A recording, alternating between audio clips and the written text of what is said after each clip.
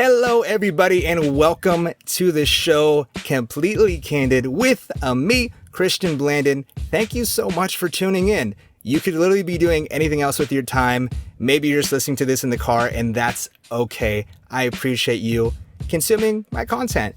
Today's guest is super awesome. It's a little bit of a slower episode, so you may want to speed up the playback to like 1.5, 2, or 3x if you're super crazy and you can actually understand anything going that fast. However, it's a ride. It's awesome. Crazy stories from living in Africa, both from animals to people, and just the differences of the people here in the US and the people there. It's cool. I try to dive in, and honestly, I forget to talk sometimes in this episode just because I just want to listen and just hear about this man's experience.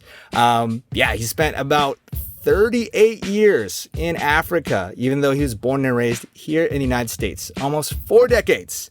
That is a very long time, if you ask me.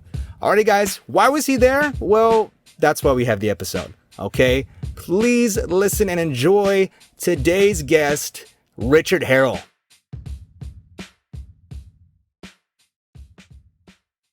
Boom. All right, we're good. Hello. Whoa, what just happened here? All right. Hello, sir. How are we doing? All of the technical difficulties today. Hey, Please, we're doing great. We're doing great. It's going to be, we've already been chatting for a while, guys. Looking forward to my guest today. Hope you are too. Sir, please introduce yourself. Hi, my name is Richard Harrell. Let's see, what am I? I'm working in financial education right now, helping people plan for retirement because it isn't easy to plan for it. And it's something that I really enjoy doing, but I've only recently started that. I lived in Africa for 38 years, and before that, I lived in the US, where I was born. So I've been kind of a nomad most of my life. That is already awesome. That is a long time to not be living in the country that you were born, and that is going to be, I'm really looking forward to that. But like I said to you before we start recording, I would like to start as far back as you would like to share, whether it's about your grandparents or where you first started. So go ahead. Tell us a little bit about your family and where they come from. Okay. Yeah, my parents both came from Southwest Missouri, and my dad was in the Army in World War II. I was born after the war, and I was born here in California. When I was 6 months old, we moved back to Missouri for I don't know what reason. I like to say I was kidnapped, but can't really get away with that anymore. No, I've never been to Missouri. What is your recollection? Or I'm not sure if you've been there recently. It's been a long time since I've been there. My parents came from 2 different kinds of families. My dad's family was a country GP, country doctor, and they lived in the biggest house in town, and he was the first one with a car, those kinds of things. Oh. He was a very hard man to live with. He just was abrasive. And being the only doctor in the county, it didn't matter. Now, on my mom's side, they were very poor. My great-grandfather was a very wealthy man. He owned 400 acres in Southwest Missouri. He worked for the railroad as an executive. He died young. He had 10 kids, but he died young. And his wife burned through the entire fortune and started to sell off the land before some relatives caught her and got an injunction from the court to stop her. So my grandfather grew up on that farm, and then as an adult, he got his 40 acres, 1/10 of the 400, and that's where he lived and had his family. So my earliest recollections are really from living on that farm with my grandparents. When I was 2, we were there. The uncles were back from the war. My mom was there. I was there. She had a sister who was a junior in high school, and she would take me to basketball games on Friday night. So it was a great time for me and gave me a really great time to build a relationship with that aunt. She was very close the rest of my life, the rest of her life. So that was great. My grandfather was raising sheep. I got to help him feed the lambs. I've got a picture of me holding this big bottle. It's probably just like a liter, but looks Wow. huge in a 2-year-old's hands. Standing there with my white locks of hair and feeding the lambs. So I had a really good time there. Then my dad came back and we moved and continued to move and continued to move. And we wound back up in California in, when was that, 55? So spent the rest of the time in California. And then, like I said, I was a nomad. We didn't stay in one place very long until my dad bought a house and came home and told us. It wasn't one of those, let's all go look for a house things. It was like, hey, I bought a house. Hey, we live here now. That's right. That's right. And then I went off to college and that was it. I only came back just for vacations. Wow. And did you grow up with the siblings as well? I have one brother. He's 3 years younger than me. Mm-hmm. And yeah. I imagine, were you guys pretty close having to move so much and be? No. Really? Okay. No, we weren't. I had a very difficult relationship with my dad, and I don't really mind talking about it because I didn't do anything. But I think I was kind of a burr under his saddle, or I crimped his style. I don't know what it was, but didn't matter. I couldn't please him. My brother couldn't do anything wrong. So between the natural difference in age, there was that element. So we never did anything together because it always turned out badly for me if we did. But when we were in college, he decided to go to the college I was going to. And it was there that we actually got to know each other as adults. And we could leave all of that business of being kids behind. So, all right. Yeah. But that's part of the journey. Yeah. I mean, how we've only been here for a little bit. It's already such an interesting amount just from, and that's just kind of like the bookend here, just reading the back of the cover. Man, that's a lot. That's a lot. That could be a movie in and of itself. Man, that's cool. I love this. This is why I do this. All right. So as far as college, man, by college, where did you go? Were you in California still? No, I went to college in the Midwest and on the East Coast. So I have 2 degrees. And then I went to graduate school. Okay. And when I was in graduate school, I was given an opportunity to go to Africa. And it was a religious thing. My parents started going to a church that I didn't know anything about. They wanted me home for Christmas. I hadn't even been home for 3 years for any reason. So they bought a plane ticket, flew me home. I went to that church that weekend. I met the pastor. I led songs on Sunday night because I'm musical. Oh, okay. And then I went back to school and went to work. And in February, I got a phone call from my mom telling me that the church had voted unanimously to pay for my trip to Africa for a year. Would I like to go? Yes, I'd love to. Wow. That's just the way it came out. It was that's an awesome opportunity. Yeah. I would. Yeah. But I think I would too. Yeah. That's great. But, I didn't even inhale. I just said, yes, I'd love to. So, being a man of faith, it was like, okay, that didn't take too much reflection. I think I need to reflect a bit. But it was obviously the right thing for me to do because I had no problems moving from the East Coast back here, getting packed up, getting all the stuff I needed to get into an African country. And that includes shots. Oh, yes. Oh, yeah. How many shots did you have to go ahead and get for that? 12. 12? Yeah, I think it was 12. Wow, that must have been a time. You don't want to miss any because, COVID-19 is nothing compared to what they have over there. Yellow fever, I had hepatitis once, and the doctor couldn't run a test, and he said, well, you've either got yellow fever or hepatitis. And I said, how do you know the difference? Because I know that yellow fever is 100% fatal. And he just looked at me Oh, and said, you don't die. It wasn't yellow fever. So thanks, Larry. That was great fun. Um, but yeah, I went over to Africa, spent a year there. And the really crazy thing is I'm very analytical. When I make a decision, I weigh the pros and the cons. Second morning I was there, I got up and looked out the window, and I just had this overwhelming feeling that I was home. Like I've been gone and now I'm back. wow. So, of course, I didn't tell anybody that because nobody knew me, but that was the case. So And at the end, so, what was that first year like? What were you doing for the most part? And if you like wanted to share, like, say, like an average day no, well, for you there, an average day average. would depend on where I was.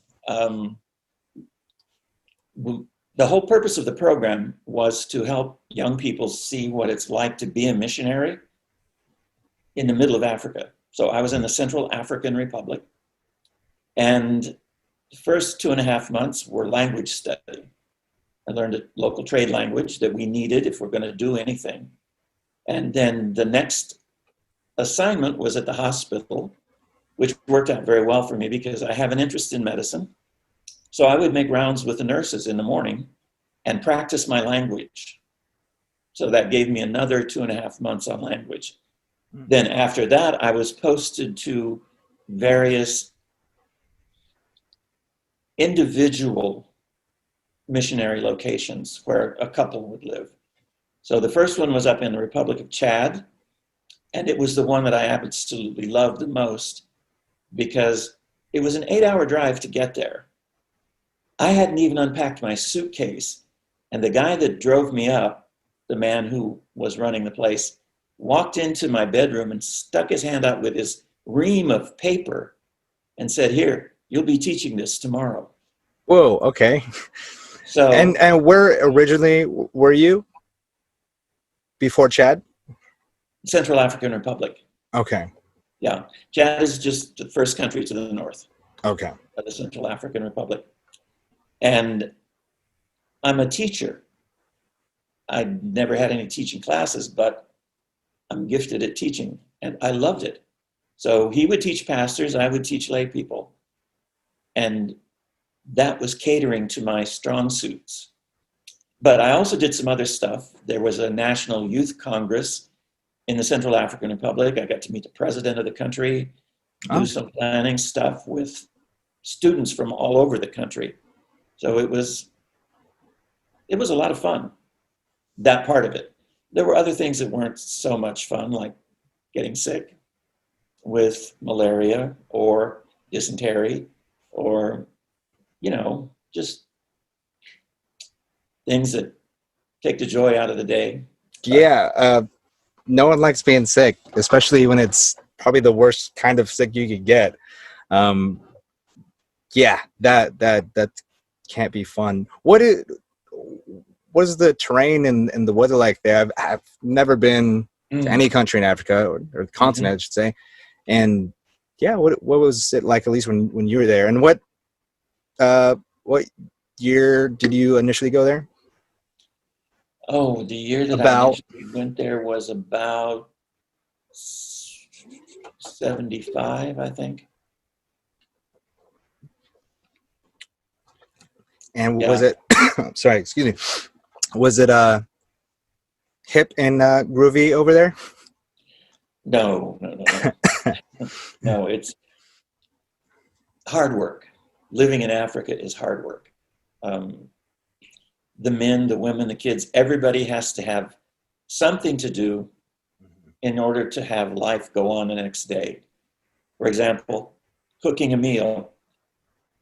Everybody uses flour to make a very thick paste as the main course, the staple of their diet. It takes all day to make that. Mm. So the women start with the raw grain, then they have to winnow it and get the husks away, then use the grain, pound it into flour. And depending on what plant they're using, sometimes they also have to put it out in the sun to dry. because in the Central African Republic, they eat manioc, which is a tuber. And there are two kinds of manioc in the world. One of them is just fine. You can pick it up and eat it raw. The other one has cyanide in it. Oh, And that's yeah. the only kind they have. Huh. So they put it in a stream for about a week. And at the end of a week, the water has mixed into the tuber and leached out the cyanide. So it's safe to eat. Now they make it into flour, but the flour is just soggy, wet, and there's nothing you can do with it until it dries. So they put it out in the sun to dry. But this is rainforest area. So it never really dries, and it makes this paste that smells like dirty gym socks. Ooh, all right. Now, And I that's never their acquired the staple, taste for that. Yeah, it's regular their part of staple. every meal, almost like, say, like rice in some cultures. Yeah, exactly. Okay. And they get used to the smell. I mean, Doesn't if bother that's what's them. keeping you alive, then I guess you got to Yeah, get used to it, right? yeah. And I know a few missionaries who like it. I don't. I was I was glad I didn't land in a place where I would have to eat that regularly. You But don't, you never went to the gym and worked out and had any cravings? to chew up socks, no. No, I didn't even want to boil them and drink soup. So, Oh man. um, but in Chad, they use a grain called guinea corn. The stalk looks like a corn stalk, but it doesn't have ears of corn. It has a tassel at the top with hundreds of little grains on it. Hmm. So the women pound that into flour. They don't have to take the time to dry it because it's already dry, but it takes all day to make enough flour to fix a meal. So they're pounding grain all the time. And it just takes a long time to get anything ready to live. Um, so we have advantages. We hire people Mm-hmm. and have somebody clean the house and do the cooking. Because if you don't do that, that's what you do. Right. And if you don't clean your house, insects and snakes and scorpions and other critters that like to hide come inside, and they hide because that place is not disturbed every day. Yeah. Right. Yeah. So it just takes a long time to do that, to do the living. Yeah. So, Wow. That is definitely gotta take a firm grasp on you and leave an impression, especially for how long you were there. Um, yeah, having been both to the Philippines and Mexico, and I'm half Filipino, and so it's something I'm very passionate about, and also experienced at a very young age. And having been there, I think at this time where I had this memory was like 7 or 8 years old, walking around very clearly American, especially being half Filipino. I look different, and so I stuck out. And so when you're from America, and like most other places in third world, you just assume that, okay, this person has money, or at least more than I do, right? Even if we're not rich by our country's terms, the currency still translates very well elsewhere, like in the Philippines. And so being 7 or 8 years old and having other kids, other children, as a child, having other children come up to me and ask me for money, it just that then from that early, I realized that we're different. yeah. I have this insane opportunity to live somewhere where I don't even have to really think about even having to do that. And I didn't earn that by any way at all before I was born. I didn't earn, that the blessing to live somewhere where there's paved roads and lights everywhere and just common infrastructure that we're used to, grocery stores on, every few blocks. And so, yeah, in the Philippines as well, there's also this, there's one area in general that has a huge landfill, and especially the kids and families will be there spending the entire day rummaging around to find whatever recyclables that they can in order to sell it back and make a profit in order for them to just get that one meal to do it all again the next day. And I don't do that. I've never done that or had to do anything close, not one day in my life. And I'm Filipino too. I have the same blood. I have the same blood as anyone else. But especially having been back and my family's from there, obviously, and it's just a crazy roll of the dice that I happen to get a really lucky roll on, and it's easy to forget. And hopefully, obviously, my whoever's listening, my audience is primarily from the U.S. And it's easy to forget. I mean, it's a podcast. We're having the time of our lives just chatting about life on webcams and computers and enjoying technology. And I always say, like, this isn't reality. This isn't what most people do. This is not how most people live. And it's easy to forget because you see there, there's millions of Americans and whatnot. Yes, that's true. And by number, there's a lot of people who benefit in this way, but there are countless more that don't. The majority of people do not get to enjoy this, and none of us earned it. We couldn't have done anything before being born to have earned these luxuries of of life and security and having homes. Whether we complain about how affordable they are, again, we have very first world problems. Like I said, there are technical difficulties here. The internet and my camera is such a small little thing. I would take that problem over most, any given day. It's so small.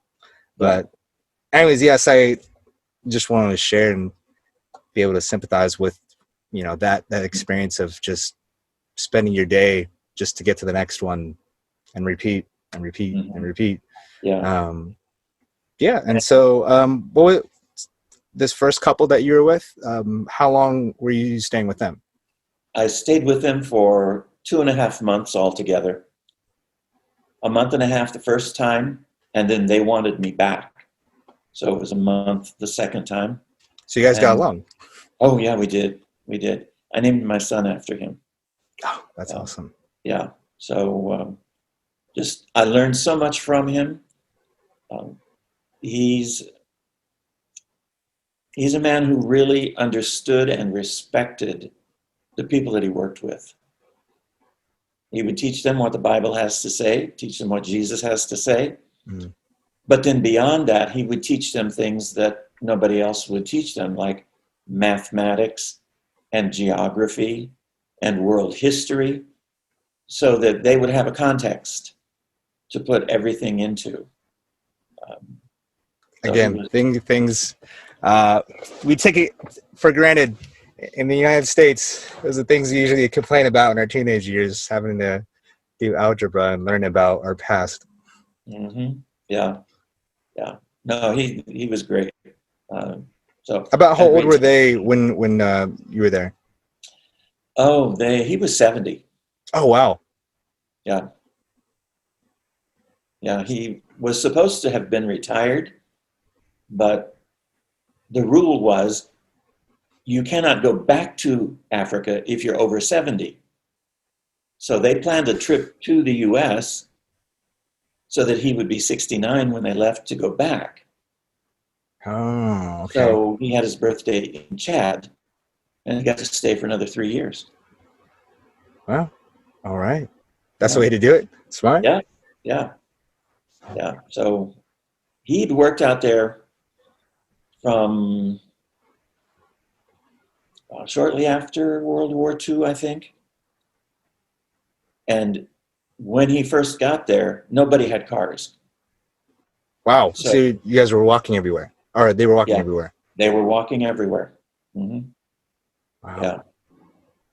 And what's it like over there as far as the weather? Yeah. Central African Republic goes all the way down into the rainforest areas by the equator. And as you go further north, that rainforest turns into jungle.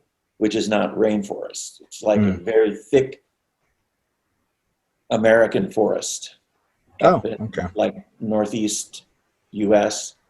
Some places in the Midwest where they don't farm, where it's too hilly, you can get into forests that are very difficult to get through because of the undergrowth.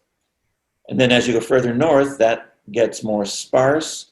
You get into areas of very thin forests with a lot of open areas. And then you get into where there are no trees at all. And Just that open. just open scrub grass, and that's it. And then that turns into desert. Hmm. That's extreme. Yeah, it Yeah. is. It is. I imagine at least in more forest areas be pretty humid. Yes. Yeah. Terribly humid. So you're hot and wet at the same time. Hot and sweaty the whole time. But the temperature doesn't go up that much, So it's fortunately. consistent. Yeah. But with the humidity, you're always miserable. Chad, on the other hand, is more varied. We, in the Chad, when we have dry season, it's really dry. And when we have rainy season, it's really wet. But the further north you go in Chad, then you get the shorter rainy season until you get down to about a month where it might rain. Hmm. But like where I lived, we did laundry by hand. So, you know, when you try and wring out a pair of Levi's, they're still really wet. Right. So the guy that worked for me would do the laundry and he would hang it up. The clothesline was probably 20 feet long. He would start at one end and hang up stuff all the way down 20 feet worth, and then come back and take it down because it was dry. By the time he was done hanging it Yeah, up, that's funny. Wow. yeah. I imagine rainy season though wasn't so convenient though. No, rainy season. Sometimes the rain is just gentle and nice, and then sometimes it's violent. And the rain itself will knock down small trees. Then you get really strong wind with it. Mm. Do you have any interesting animal encounters while you're out there? Yeah, I do. I do. Yeah. Oh, let me go ahead and start with a snake story. Oh, right. Always good. Okay. So when I finished up that year, I came back to the US and got my master's degree, finished up that, and went back to Chad. So this happened when I was there as a single man living in the house where my mentor had lived.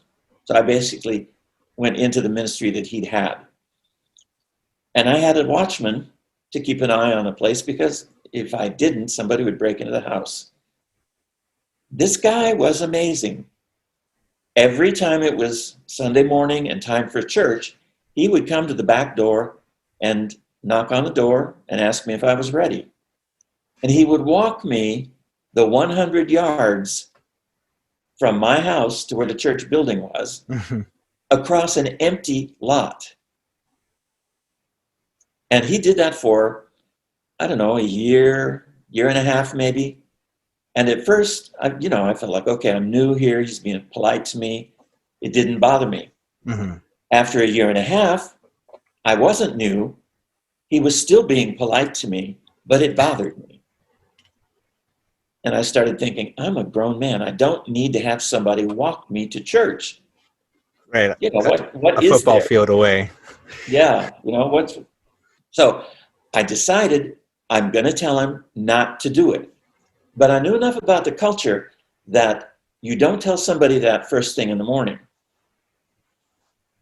So he Interesting. came to get me for church. I didn't say a word. We walked to church. When church was over, he came to get me to walk me home like he always did. And I was thinking, okay, how am I going to start this so that it doesn't come across as I don't want you? Because it wasn't that I didn't Okay. want him. I just didn't feel like I needed to be Babysat. supervised. Yeah. Yeah, babysat. So when we got over to my house, There's a veranda that's ground level, no steps up. It was just ground level.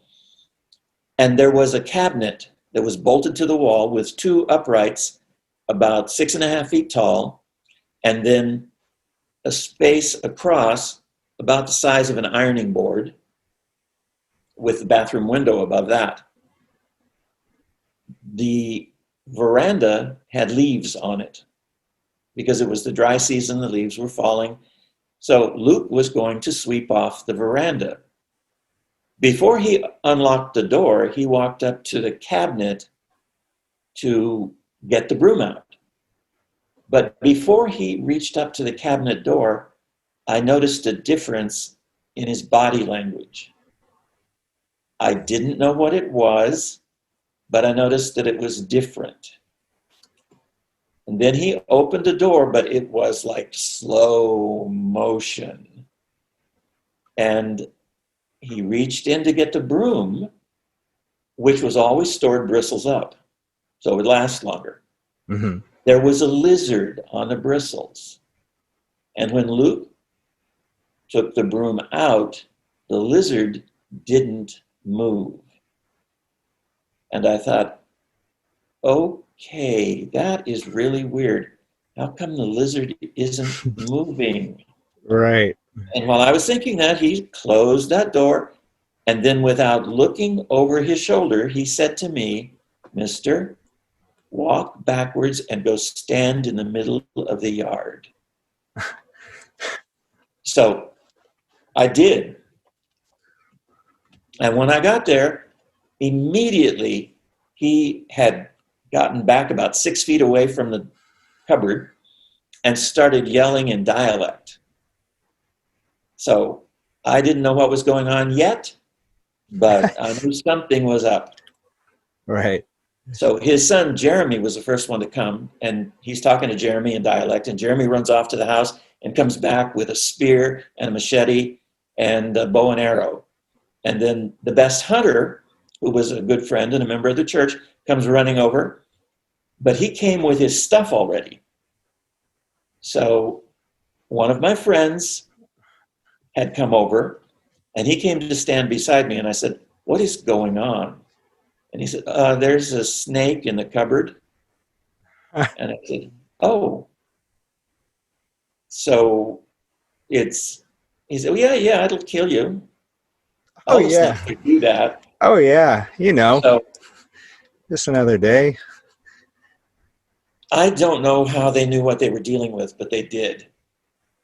They couldn't open the door because that would give the snake the opportunity to bolt. Mm-hmm. So they had to find a way to keep the snake in the cupboard while they broke it loose from the wall. So they got something to pry with, and they broke loose the toggle bolts that were there. And Peter was standing there with his spear and bow and arrow, and all of a sudden, the spear went in behind the cupboard, and I heard this scream. It's a noise I can't make, but they'd speared it. That was only half the battle. Oh. They had to find a way to get a second spear in it. Because if they only had one, it could very easily coil up and still get to them. Mm.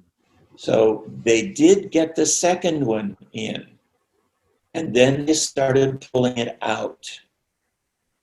It is the only snake I've ever seen that was this way. It had no pattern at all. No rings, no diamonds, no lines, no nothing. It was salmon pink on the bottom and sky blue on the top. Oh, wow. The entire length. And it was bigger around than my arm. Oh, okay. Yeah. That size, and then odd color and everything is just like that. That can have been good. No, it wasn't. It was a spitting cobra, some kind of cobra, because when it came out, they had the two spears, but it was still trying to attack them. And so it came out with the hood and spitting. I could see it trying to spit venom at them, but they were far enough away that it didn't get to them. And it probably took them 45 minutes to get it out and kill it. It was long enough to jump rope with. Oh my gosh, man. And yeah, and I don't mean box or jump rope by yourself. I mean like double dutch, long rope on the sidewalk kind of thing. Like neighborhood, Yeah, singing songs long. well, it was like 15 feet long. Man. It was just amazing. I never told Luke that I didn't need to be babysat. I was very glad for him to walk me to church. Yep. I would have come to that same conclusion. Like, you know what? This was a good idea. Yeah. Because Yep. the one time that you'll need it is man, how often do we do that where we're just like, today I'm just not gonna do that thing or bring this thing or do that ritual, and then it's the one time that it actually needed to happen or be there. And so Yeah. So I was very thankful I hadn't said, you don't need to walk me home. that, yeah. Wow. Whoa. Okay. And then that's just one story and one animal, along with the illnesses and the weather. Yeah. And so, let me tell you one other story, one other animal story. yes, all right, let's do it. The house I lived in had vents along the top of the wall to get air circulating up in the attic, because it's 124 degrees in dry season in Chad. Whew, that is, I don't like it. Right now we're getting around 90, and that's already tough. And 100, I'm just melting. Well, 124, it gets that hot. May get hotter, I don't know, but I know it gets that hot. I was lying in bed one night, and the ceiling was made out of plywood. So it wasn't super, super thick, but I wasn't worried about anything falling through it like it would have if it were a plaster ceiling. And all of a sudden I hear this plump, plump, plump, plump, plump, plump, right above my bed. And I'm now wide awake. I'm thinking, what in the world is that in the attic? Now, there's no way to get into the attic from the house. So I wasn't really worried about that, but there isn't supposed to be anything up there. And I waited and waited, and it stopped. I went to sleep. Next night, same thing. That went on for probably 2 weeks. Oh, wow. And I kept thinking, what am I going to do? What is that up there? Because it's pitch black, it's at night. I don't know if it's up there in the daytime, but at night, it can stay up there. I'm not going to go out and look for it. Right. So this was after the snake incident. So I finally went to Peter, and I said, Peter, I don't know what's in my attic. Peter, my friend. Yeah. And he was a very good friend. The protector. Really, yeah, he was. He was built like a linebacker. Looked like he had shoulder pads on even when he didn't. Really athletic. So I said, okay, Peter, I don't know what's up there, but if you can kill it, if it's something you want, you can have it. Okay. And he said, oh, okay. Let's make a deal. Yeah. So because he was the best hunter in the village, he came over and he just sat down with his back against a tree trunk and watched. And a few nights had gone by. He came over and said, well, I know what's up there, but I don't think I'll be able to kill it. I said, oh, why? He said, because they're very watchful. And it always knows I'm there. And I thought, okay, what in the world is he talking about? So I said, what is it? And he said, it's an owl. Oh. Now, in Africa, in their myths, The owl is always the announcer of death. Oh, oh And man. I'm thinking, I don't need an owl in my attic. Yeah, it's like this. They're like, this guy's got his days numbered.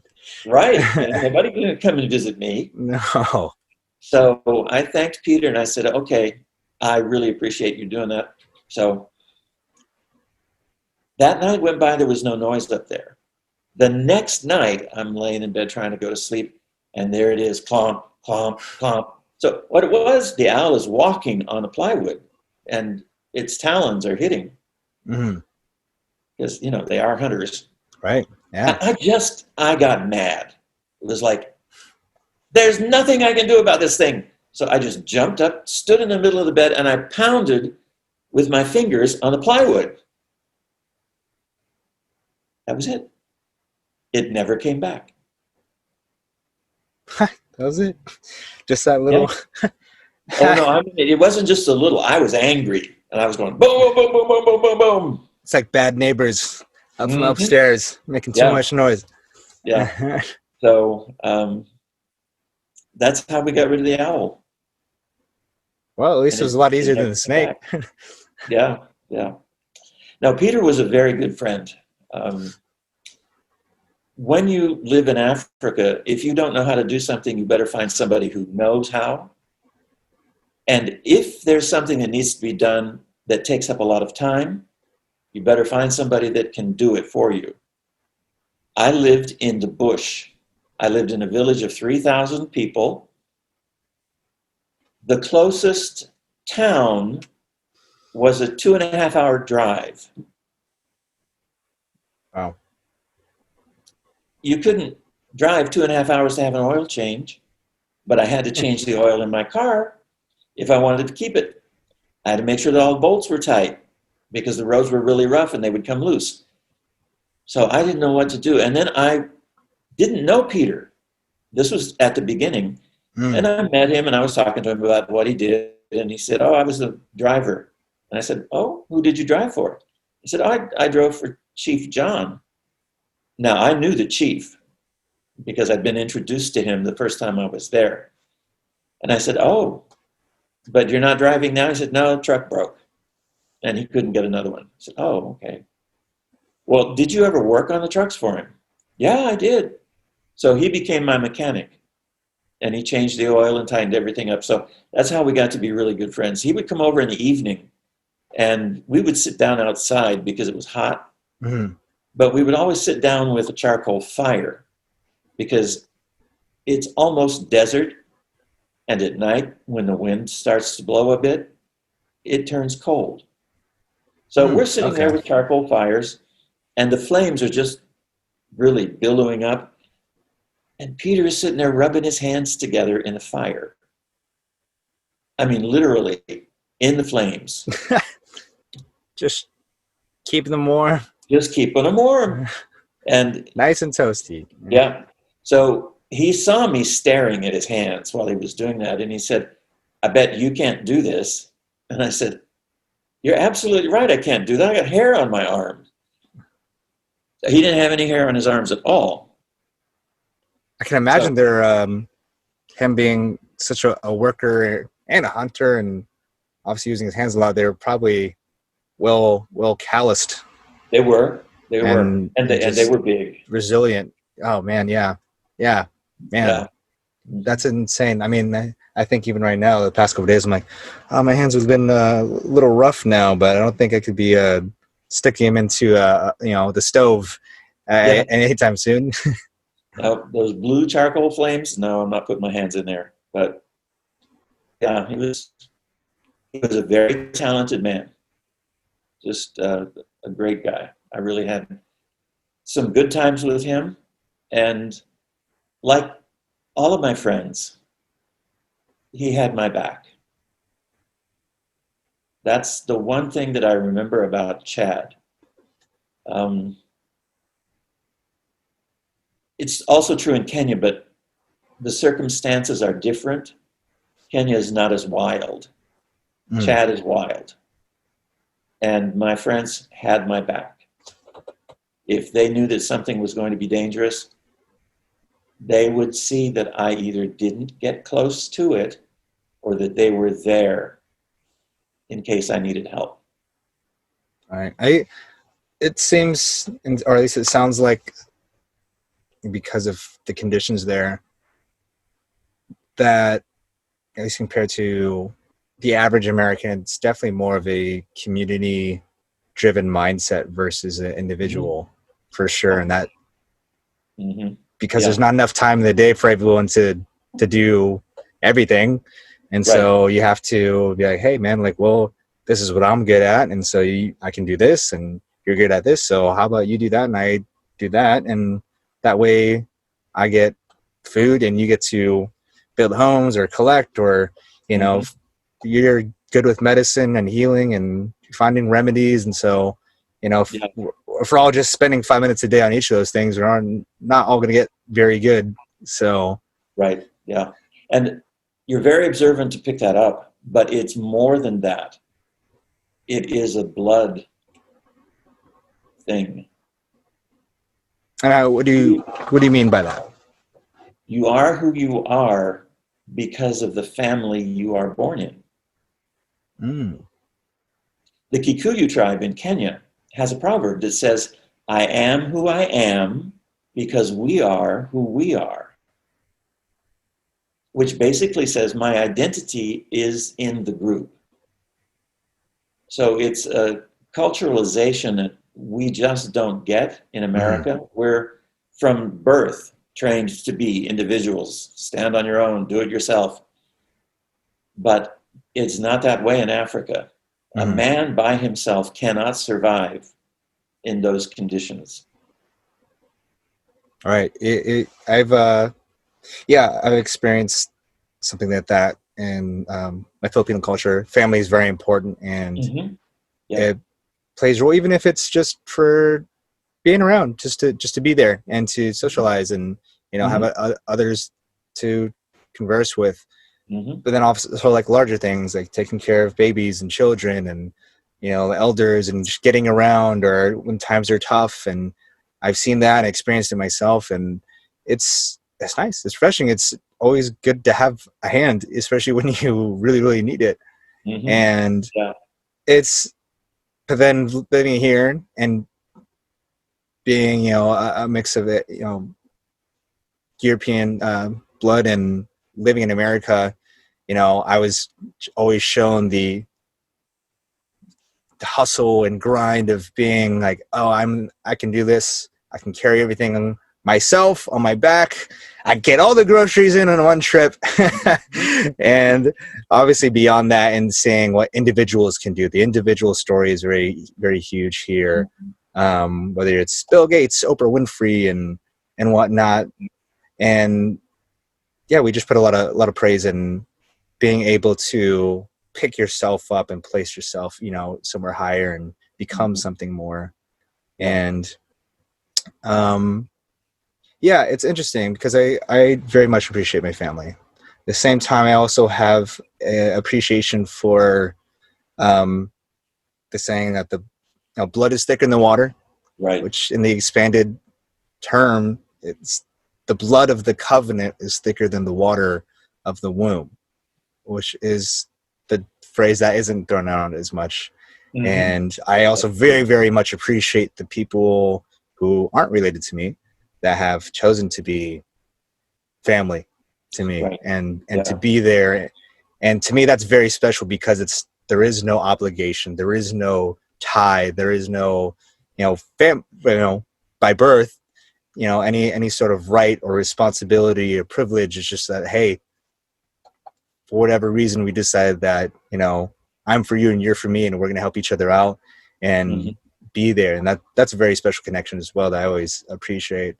And I'm blessed to have a little bit of both and to see that. But living in America, you definitely see, I think, more of that individual, like, I'm living my dream, living my best life because we have, you know, the luxury of opportunity and not having to worry about survival.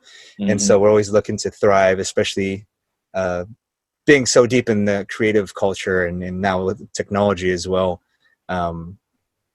innovating or becoming the next big thing is, much more doable here. And so Mhm. a lot Yeah. more people want to do it.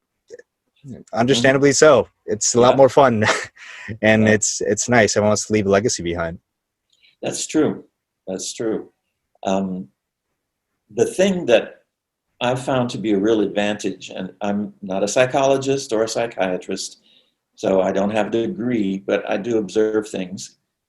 And I observed that young men in Chad who had gone through things in life that would totally devastate the average American young man, these guys went through and came out the other side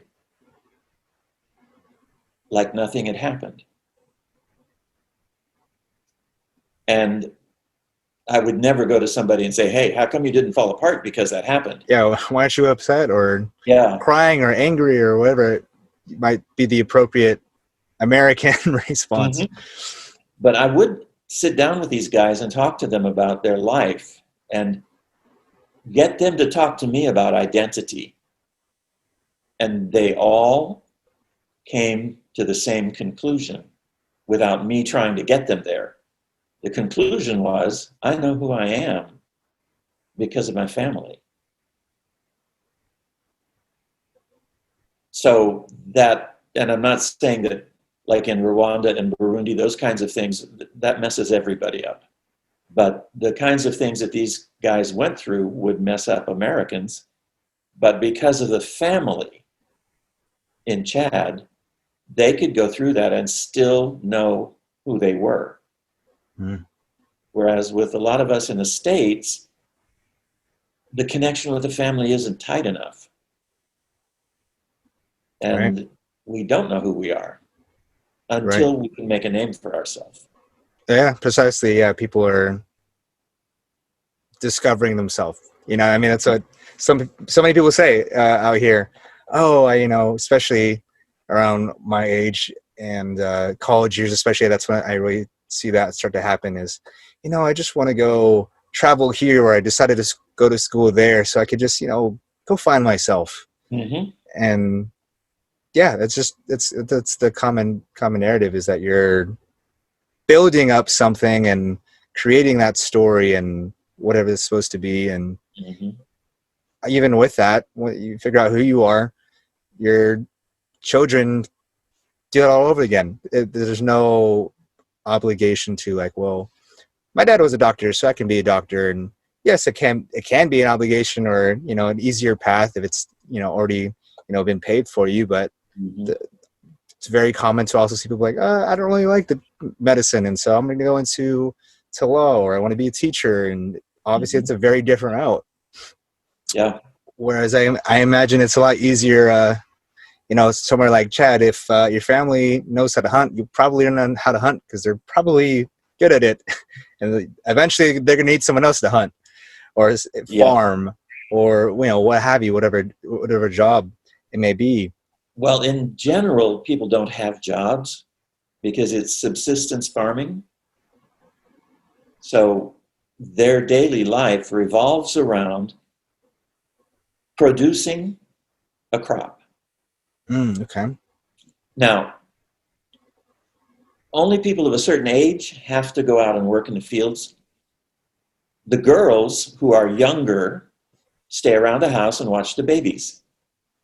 The boys who would be elementary school age, Okay. they're all together and they're out watching the flocks. Everybody has goats. Okay. So they're out watching the goats. And they grow up as a band of brothers from the same village watching goats. And that is part of their identity. They know who they are in that group. Mm-hmm. And then when they reach the point in life where they do the transition, the rites of passage, they all do that at the same time. And so then they are members of that group their entire life. So that's an element of their identity that is beyond family. their cousins would be in that group too, yes. But every boy in the village would be in that group. Interesting. Yeah. We don't, yeah, here it's, be lucky to hold on to two friends from just your previous school, especially the high school to college transition, just Right. because we're, it's random. We don't even really know where we're going. And so you don't always have you don't really at all have the option to really choose like, hey, yeah, we'll hang out. Because no, you might be hundreds of miles away. Mm-hmm. Yeah. And it's really interesting that you brought up the high school to college thing, because at the end of 4 years, how many people from high school know where anybody in their class is? Right. Yeah. You know? Right. And of course, I can't take myself as an example in that, because when I graduated from high school, I left Southern California, not because I didn't like Southern California, but where I wanted to go to school wasn't here. And then I went to Africa. And there was a civil war in Chad the entire time I was there. So there was no post office service. There were no gas stations. There was, no service of any kind. So I couldn't keep up with anybody, even if I knew where they were. Oh. And was there any sort of with the Civil War and whatnot, and just unrest like that, especially in smaller countries? I noticed there tend to be groups of opportunists that could just be bullying the local people. Mm-hmm. Just kind of like how you'd see in a Italian mob movies, like, oh, it'd be a shame if your home or your business were to suddenly be in flames, and they make that insinuation without actually saying anything, and then you're obliged to give some sort of offering for protection and whatnot. Did you experience anything like that while you were there? I never had a threat like that while I was there. I think part of that was providential, but I think part of that providence was the fact that I knew the regional chief, and he was a very good friend of my mentor. So by extension, I was in that orbit. Mm. So They don't want to that, mess of with course, that guy. yeah, but that, of course, would not have saved my life if I'd been in the wrong place at the wrong time. Mm-hmm. Um, but what would normally happen in a situation like that is that band would not come to a house and say, this is what will happen unless.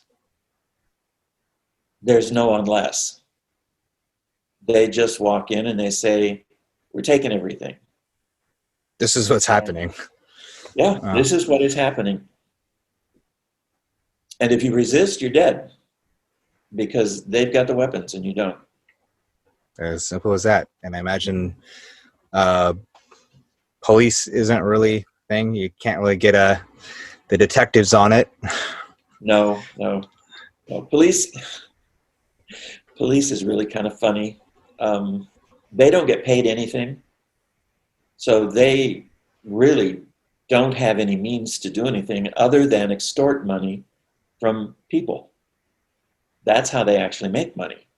So you never call the police if you have trouble, because when they come, you have more trouble.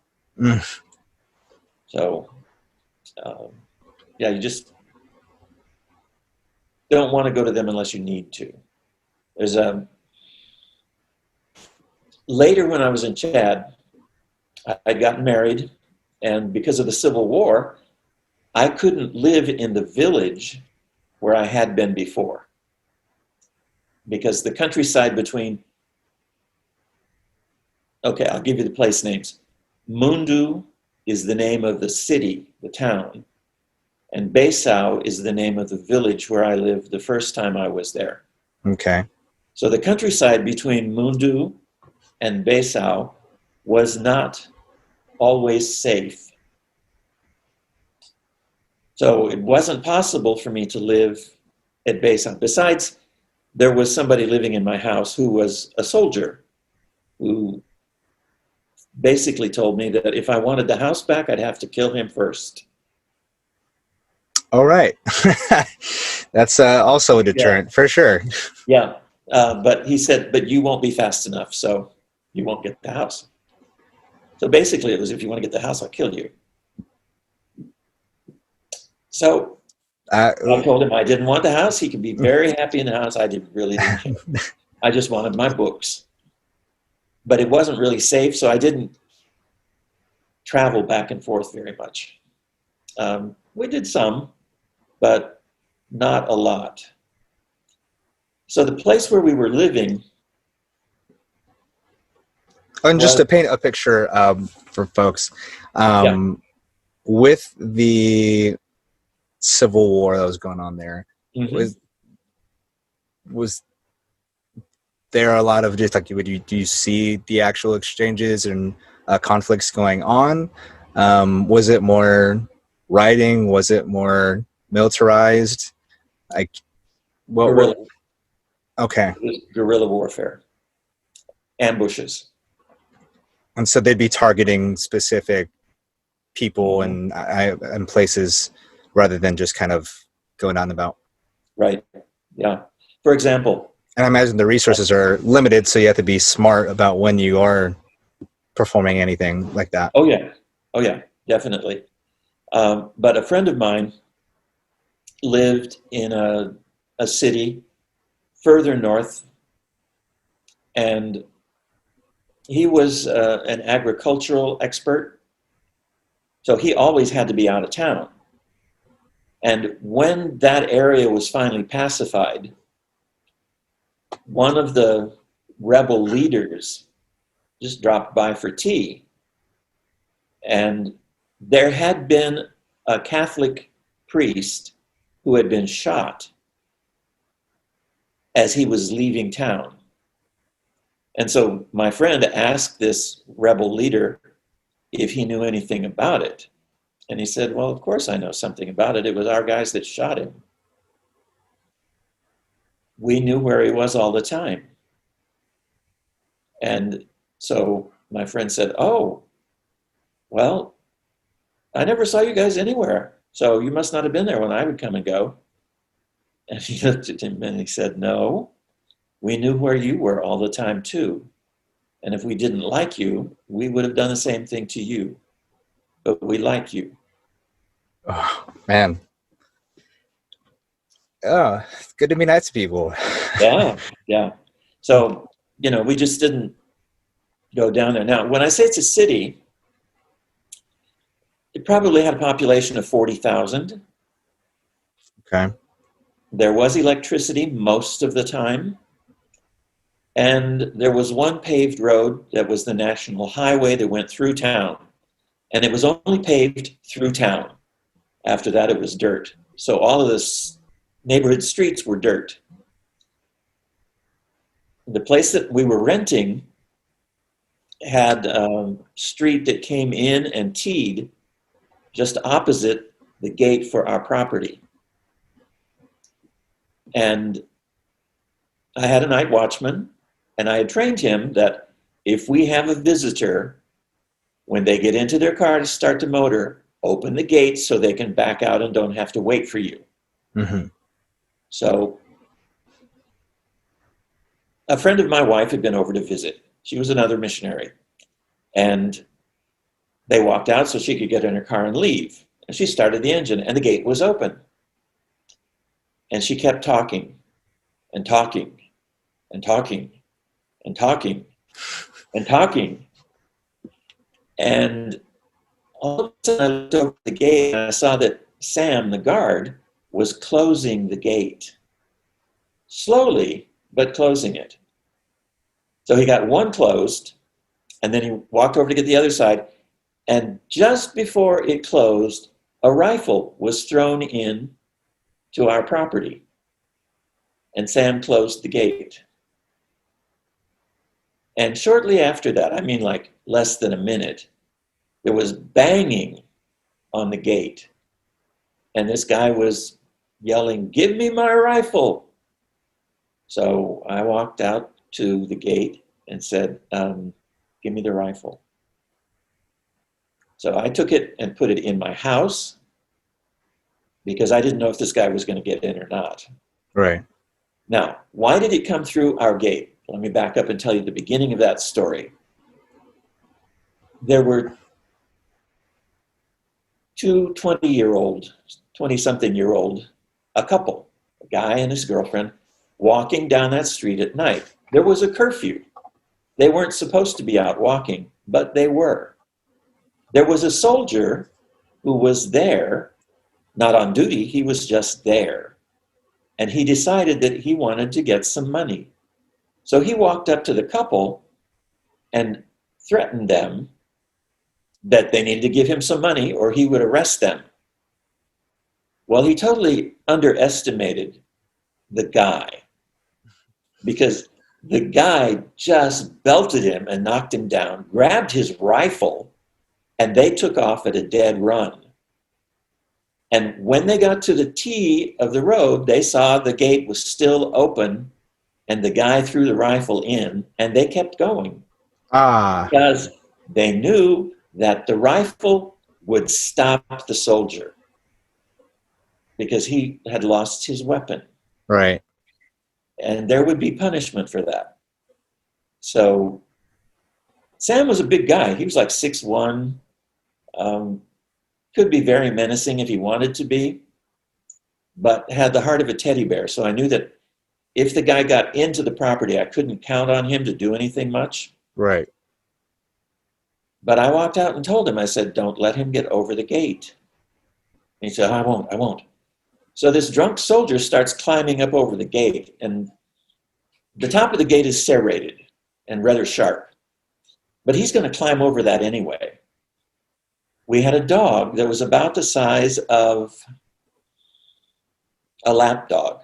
I mean, it was bigger than a Pomeranian, but not as big as what one is it? Cocker Spaniel. Not that big. It was in between those two. So this guy's climbing up the gate. He's got one arm and one leg over onto the inside, and his head is sticking up like he's going to pull himself the rest of the way over. And Sam is standing there giving me all of this body language that says, "I don't know what to do. I don't know what to do." And so the dog runs over and starts barking, just standing right there by Sam, jumping up on the gate.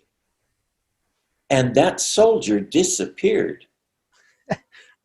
His arm and leg went back over the gate, and he was on the outside. And so the dog stayed there and barked, and he didn't try to get in, but he kept pounding on the gate. "Give me my rifle! Give me my rifle!" And then there were noises outside, and he got quiet. And I didn't know what was going on. So Sam came up and said, "I need the rifle." And I said, "No, you don't. What's going on?"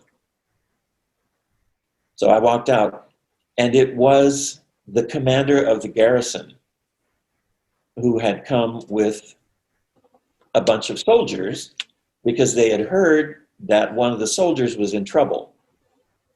So I had to talk to this guy without opening the gate. Mm-hmm. I imagine it's a pretty big gate. It was a drive-through gate, yes. But we also had a walk-in, so I didn't have to open the full thing. But even if I just opened the walk-in, we couldn't keep them out if the gate was open. Right. Because they would push, and there were more of them. So I talked to him and I said, "How do I know who you are?" And so we negotiated that so that I could identify him as who he said he was. And I said, "I will give you the rifle, but I will not open the gate." And he said, "That's all I want is the rifle." I said, "Okay." So I handed the rifle up at the top of the gate, and he reached up on the outside and took it, and I let go of it. And then we heard the motor start, and it got quiet. And I don't know what happened to that poor drunk soldier, but I know that he got beaten, because that would be the best possible thing that could happen to him for losing his rifle. Wow. Wow.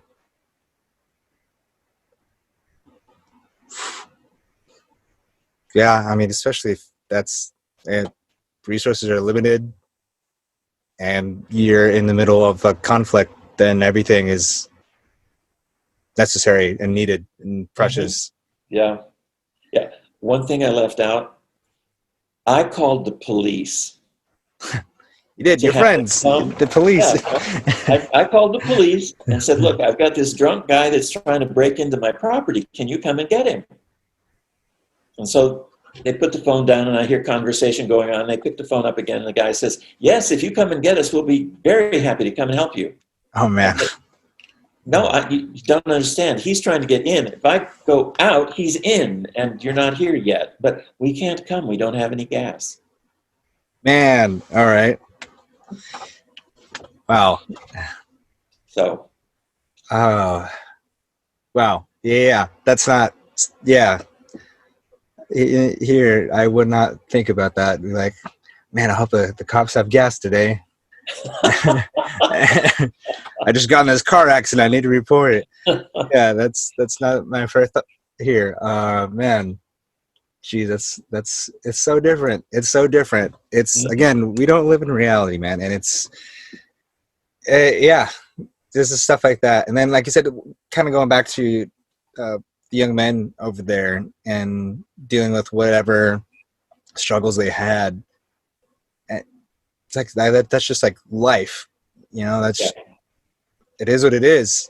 And I think we can definitely adopt more of that thinking here. Not that we can't reflect and feel when something happens, but to be continuously upset about something is silly. It's like a waste of time. And it's one thing if you're like thinking, hey, I don't appreciate this, or teaching a child, hey, this isn't the way this should be done, or this is wrong. But to just kind of, once there's already an understanding that it wasn't ideal or wanted, it's like, okay, well, that should be the end of it for the most part. Yeah. After that, it's like you're just kind of repeating the same thing with just different words and tones and sounds or actions. And so it seems easy to just make a decision and try to learn from it. And if they were unaware of the situation or what happened, and that's it. There should just be decision action, because after that you're just wasting time. Like we said before we were recording, that energy wasted could be put towards something more productive and meaningful. And I think we'd much rather move forward than this scenario be stagnant.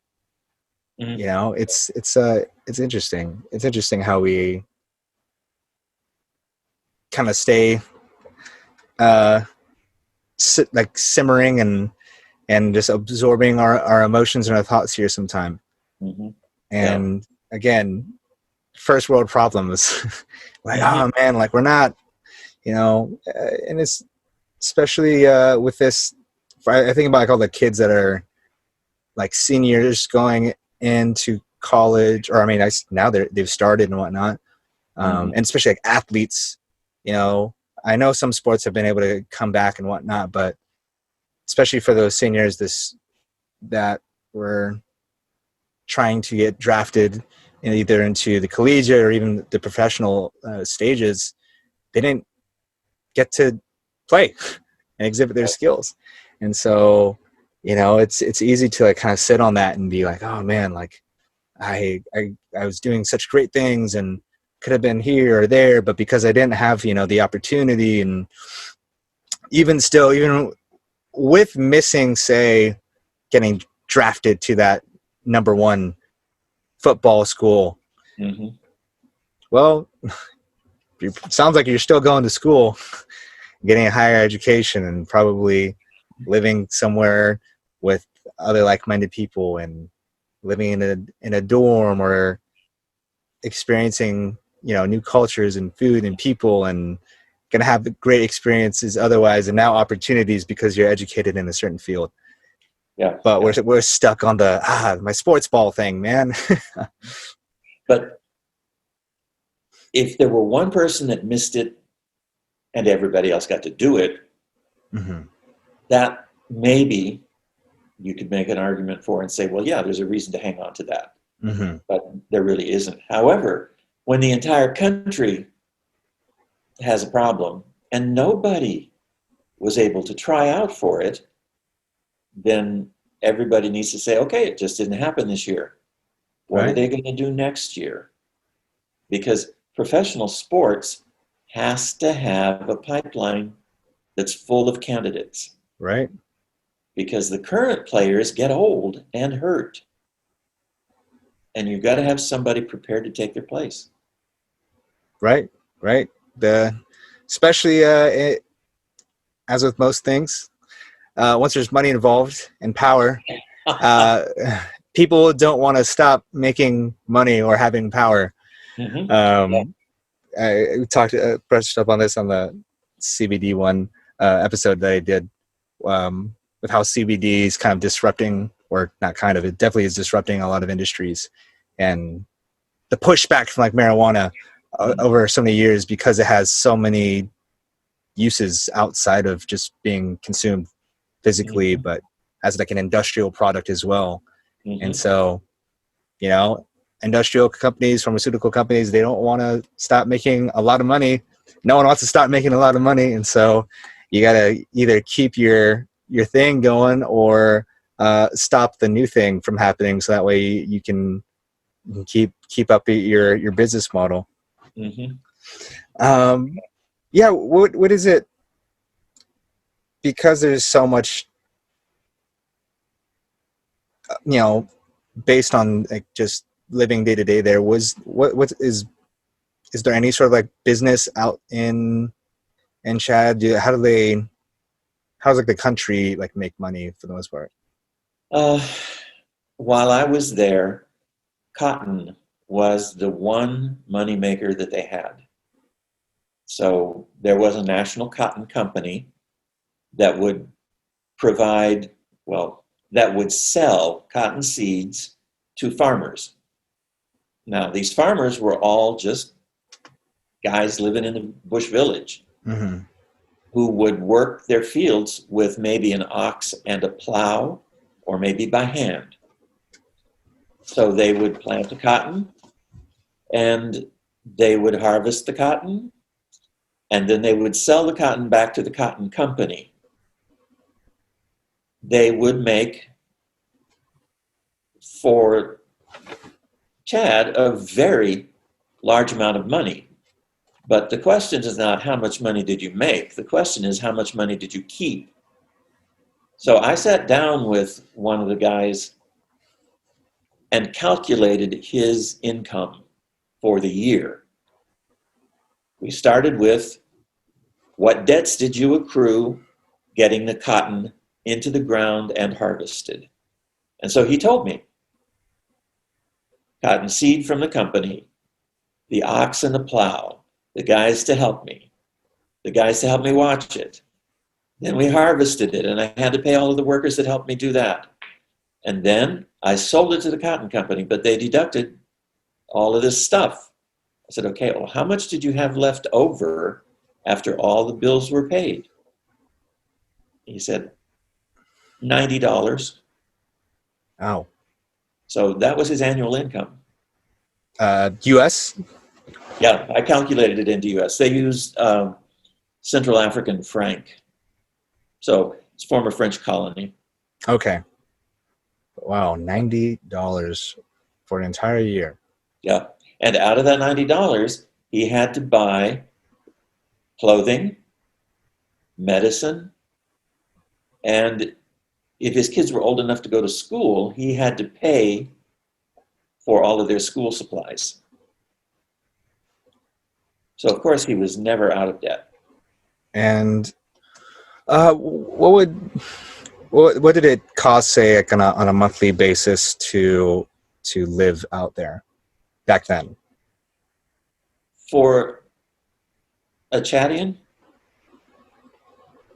A subsistence farmer could go through an entire month and not spend any money on anything because he grew what he needed to eat. He had chickens or guinea fowl or goats. So if they needed meat, they had some. But if he needed to buy clothing or if he needed medication for anything, then it would be very expensive. Because those are hard to come by. I imagine imported, most likely. Used clothing is imported. It arrives in the country in just compressed bales, and then middlemen buy it at the capital, and then they break those open and sell them to other middlemen who take them out. So anything that's new is exorbitantly expensive.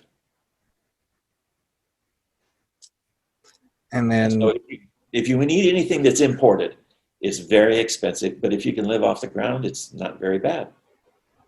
And as far as homes where people living in like generational, like family homes, yes and no. The man would be living there with his family, his wife and his children. When the boys got old enough to want to marry, then it was up to them to build their own place, but not right there with the father. So it wasn't a multi-generational, except for one of the sons would be multi-generational because he would keep the parents after they got too old to work. Mm-hmm. So the grandparents would be there, the one guy would be there, his kids would be there, but then his sons would all move away. And then his oldest would watch after him and his wife when they were old. Okay. But they were always close by. They were on the other side of the village, maybe. Just enough to like have their own. Right. Mm-hmm. Yeah, and the model I was giving was a model of a village of 3,000. In smaller villages, they wouldn't move that far because the village would not be that big. Right. Would be efficient to do that, I imagine. Yeah.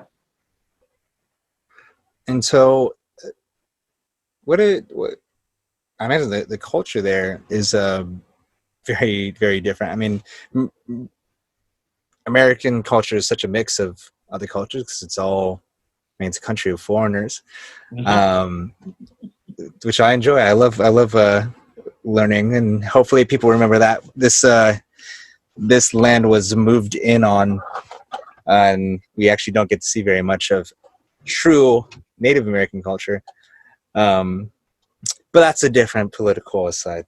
I just think it's funny when people say, go back to wherever. I'm like, are you going to? Yeah. I always think it's funny because you guys, it wasn't that long ago. We haven't been here that long, all of us. And so I just think it's funny. But yeah,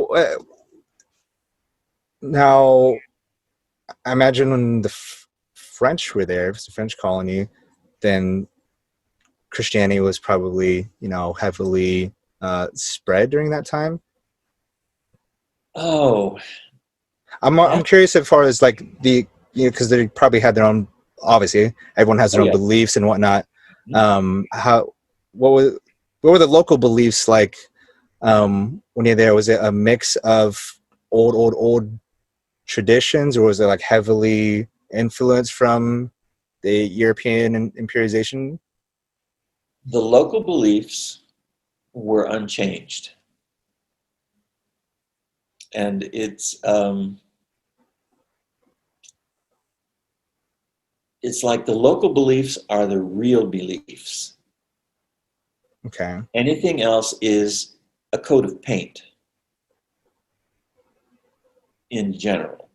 Now, there are people who, like some of my best friends, were no longer following any of the local beliefs.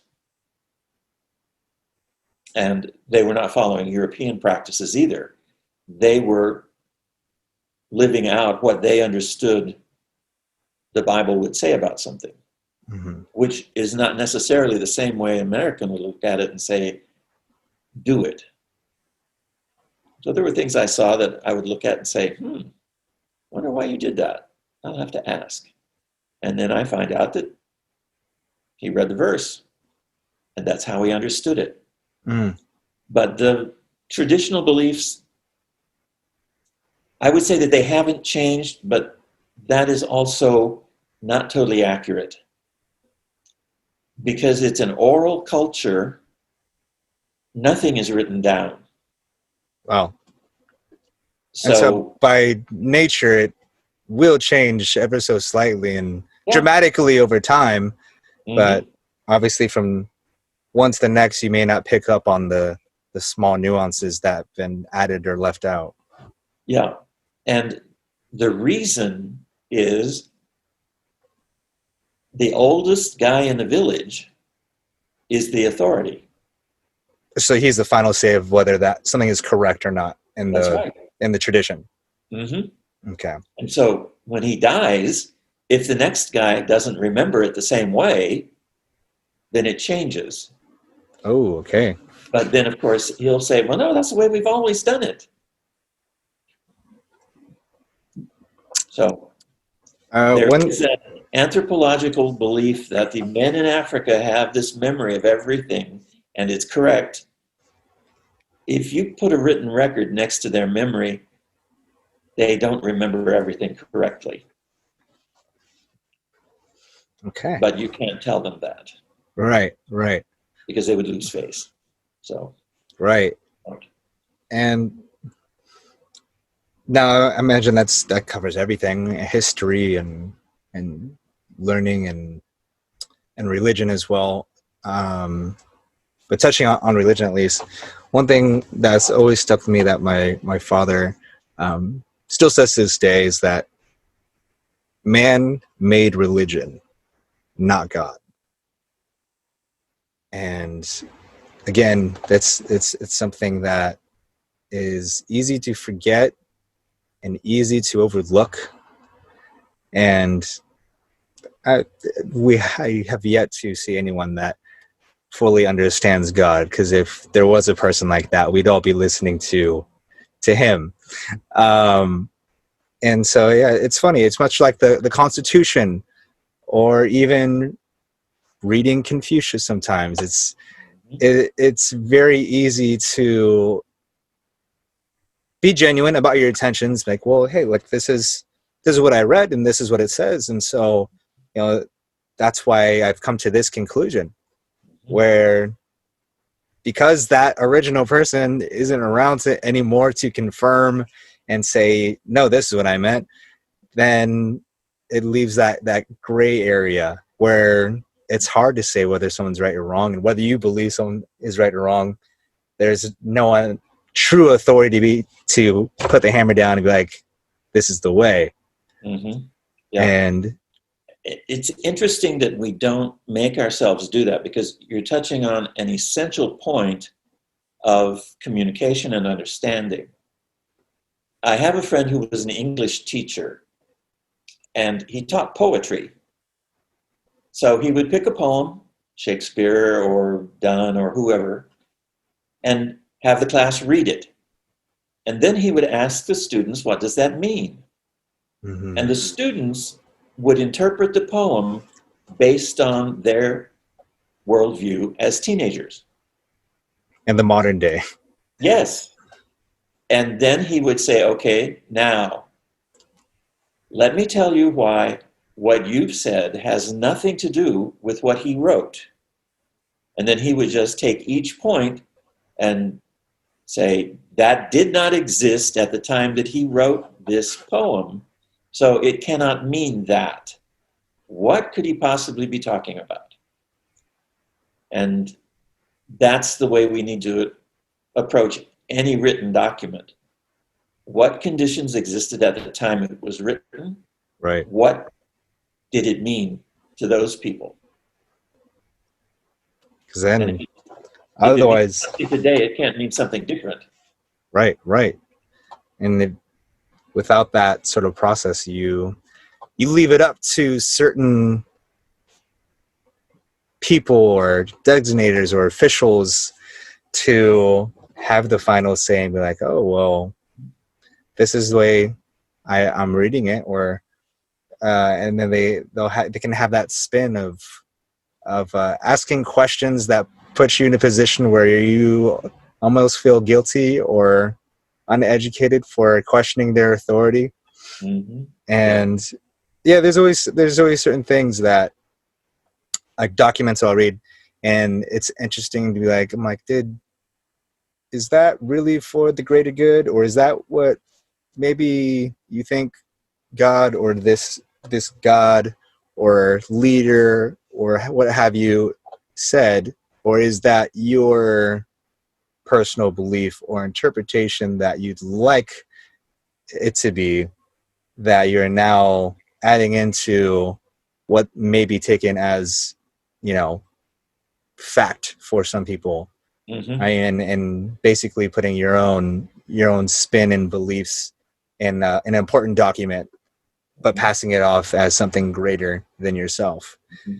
And so, I mean, we've seen that a lot, I think, with the Catholic Church back in the day. When people get to, I think, I don't know about middle school, I think high school, when they start kind of going over the history of the church. And again, that's man.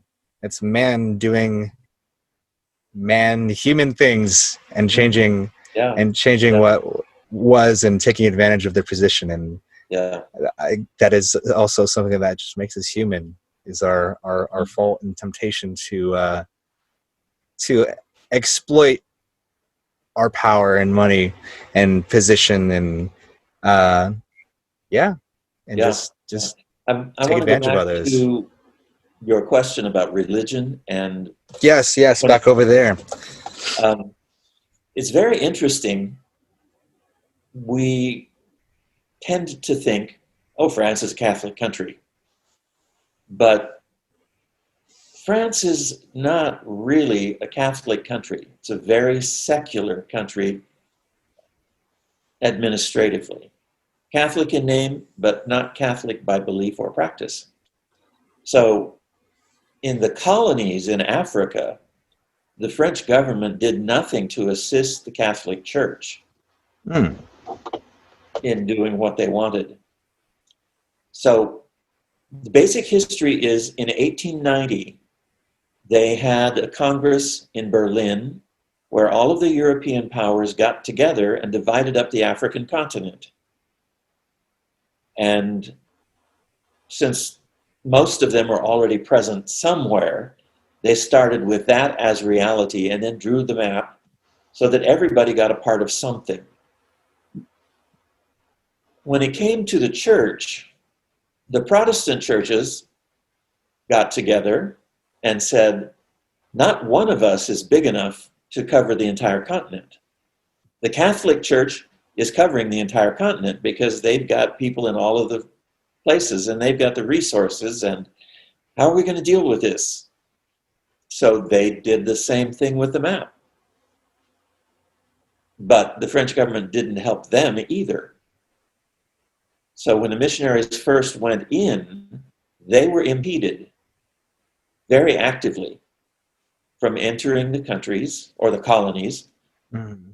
And many of them had to wait at the border for like a year while the government processed their visa. And then they would be allowed in. There were some things that were very common at that time that I'm glad I didn't have to deal with. One of them was, you may not have any fraternal relations with Africans. Oh, wow. Yeah. So that meant you can't be friends with any of these people that you're working with. So they would want to send missionaries out to do what exactly? Well, see, that was the government that said that. Okay. Didn't say that. The mission obviously thought, you have to reach these people. You have to get close to them. Right. So do that, but don't do it so well that the government sees it. Right. So there was always that issue. But it did keep the missionaries separated from the Africans, because if they got together in groups someplace, the colonial police would come. And if you're only there by the grace of the colonial government, you go when they say go. Right. Right. And there's no appeal. So that's how things were divided. Catholics were everywhere. Different Protestant denominations were scattered around Africa. So there was, for example, outside of the capital, in the capital city, everybody would have a place where their mission worked because they had to be represented before the government. But outside of the capital, you wouldn't find two Protestant missionaries of different denominations, like Presbyterian and Lutheran, working in the same area, because they would have agreed how to divide up the country. Mm. And so then what were the local beliefs? I guess what were the local beliefs, and what were those really based around? I know it could be a lot to give in a some view, but in your best ability. Yeah, the easy way to say it is it was animistic, but animism is a very complex belief set. Mm-hmm. It believes in life force, and everything has a life force. Trees, rocks, everything has a life force. So you're always dealing with some spirit somewhere. Now, that's different from pantheism, which says that God is everything and everything is God. This is spirit forces. So there would be a spirit of the tree, and a spirit of the rock, and a spirit of the river. And those would be spirits that you would need to worship and placate. So it was a way of life that was lived in total lack of confidence, because you made an offering to the spirit of the tree, but you didn't make an offering to the spirit of the rock. Which is stronger, the rock or the tree? And will the rock be upset because you didn't bring an offering? Oh, wow. So Yeah. That's you have to balance all of that. Yeah, I don't know if you've ever read Things Fall Apart. No, but it rings a bell. Yeah, it's a very interesting book about a man's life. I don't remember the author's name. He is Nigerian. And it basically talks about how life fell apart when the missionaries came. Yeah. I think the opening of it has to do with one of the wives breaking a gourd by accident when she was bringing it to her husband so he could drink from it. And then from there, the rest of the book shows how things disintegrated. Wow.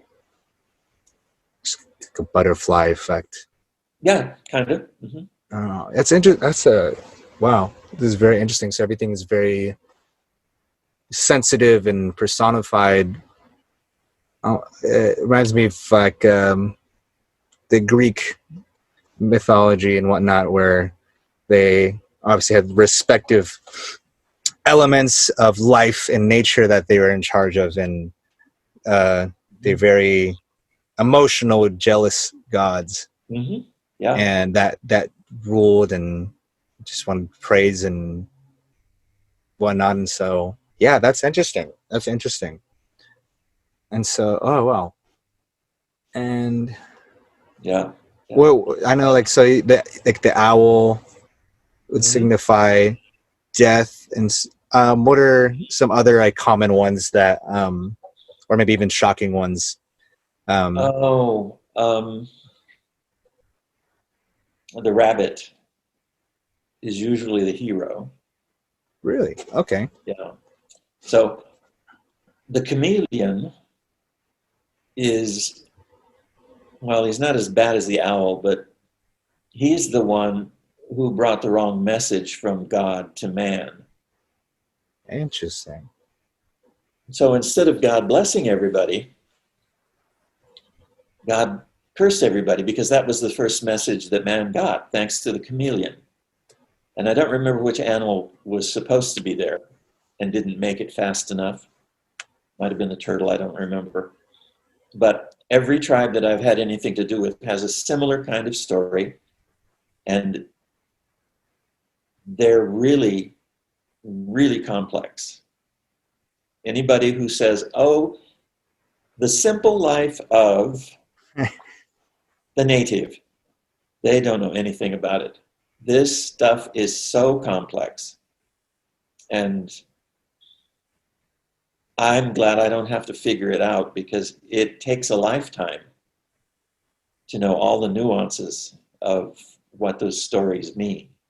I imagine it's like playing a card game that someone told you about, that they read an article on the internet, and then having that be taught and taught and taught and taught through generations. And like we said, with oral tradition, things get added in or left out, and it evolves into something so much more.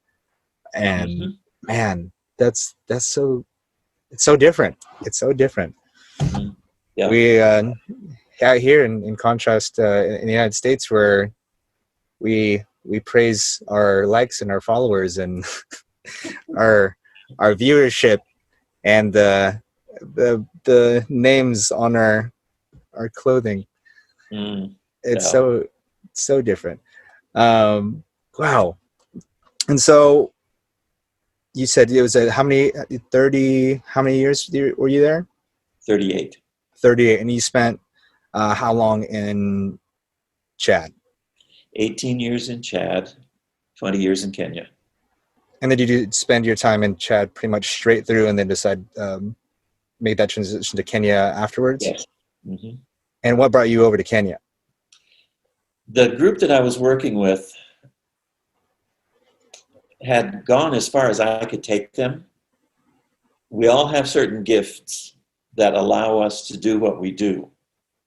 And the next step that they needed was not a step that I could take them through because they and I didn't agree on what it should be. And we knew that we didn't agree with each other. But I didn't have the ability to work around that. So it was time for me to step away and let somebody else step in. And I was very pleased. The man that stepped in was German. I had met him once. He came to Chad just for a vision trip. And so I took him around and showed him stuff. And after we left, he and I did not really communicate, but I learned that he was planning on going. And so he did go. And within 5 years, he was able to accomplish the things that I thought needed to be done and then go beyond them. So it was just time for me to go. And my role would have changed anyway, no matter what I was doing. When I went to Kenya, I went as a theological educator, whereas in Chad, I was jack of all trades and master of anything I did because I was the only one there. And I did a lot. I mean, I did a lot of theological education. We founded a Bible college. I did famine relief work. I did church work. I did pastoral training. I did all kinds of stuff. But in Kenya, we lived in Mombasa for 10 years, and I was a faculty member at a college for 1 year, and then they made me academic dean, which was not what I went to do. But when I was offered the position, I looked at the principal and I said, "Have you asked anybody else?" And he said, "Yes." And I said, "Who did you ask?" And he said, "Everybody." And I said, "And they all turned you down?" "Yes." "Okay, I'll do it." Now, I had some training that allowed me to do that. So after 10 years, we moved because of the education of our kids. If we'd stayed in Mombasa, they would have gone to a British school, and then they would have had to gone to England for college, which we didn't want. So we moved to another place where there was an American school. And I And was a just teacher. before you go on, Yeah. to do what you did and recognize that there was a time to move on and you've done what you were meant to do, like, man, that is something is not easy in any sense whatsoever, especially you left your home country and now I spent so much time in another country and have built up such an interesting life and community. Mm-hmm. And I got to imagine that was emotional, to Oh, yeah. have to take that next step. And even though it sounds like there are amazing things that happen after as a result of that, Mm-hmm. it's still it's hard. It's hard to change after being somewhere and getting acclimated to living in a certain way and with certain people. Oh, yeah. And Yeah. so that's just it's an awesome thing to be able to have that awareness and recognition. And I think also humility to be like, all right, I can't keep keep on with this. I've reached the top. And I think that's what makes the greatest improvements in life. So I mean, I guess the easiest analogy is with athletes, right? When, Mm. okay, great, I'm on this winning streak, I'm doing awesome. Okay, I won the title. I am the champion. I'm doing good. So do you stop practicing and do you stop training? Do you just stay where you're at? Do you just continue with the same techniques? It seems like Yeah. the logical thing you want to do is to now even go further. And if you want to really make true progress and now change the sport of whatever you're in, you start innovating and trying different things and moving on to the next chapter of you and that sport potentially. And Yeah. that Yeah. takes a lot of guts. It takes a lot to make that decision and not just be comfortable, right? Mm. And Yeah. not a lot of people are comfortable with being uncomfortable. Oh, I think most of us are not comfortable being uncomfortable. But there are some sayings. One of them is quit while you're ahead. Another one is leave while they still want you. And most of us don't pay attention, and we don't do that. But that's exactly what it is. You have to recognize when you've done everything that you can do. And whether it's being a missionary in one place or being a parent, you need to recognize that you've done everything you can do. And trying to do the same thing longer is going to be counterproductive for everybody. Mm-hmm. The good that you have done will be undone. And that's also true for parents as well as it is for missionaries in a foreign country and everybody in between. So, yeah, it was not an easy thing to do, but life has its hard moments. We had difficult moments when we were in Kenya. Um, the last 10 years we were there, they asked me to be academic dean again, and I did the same conversation with a new principal and got the same answers. Um, but some of the things that are hard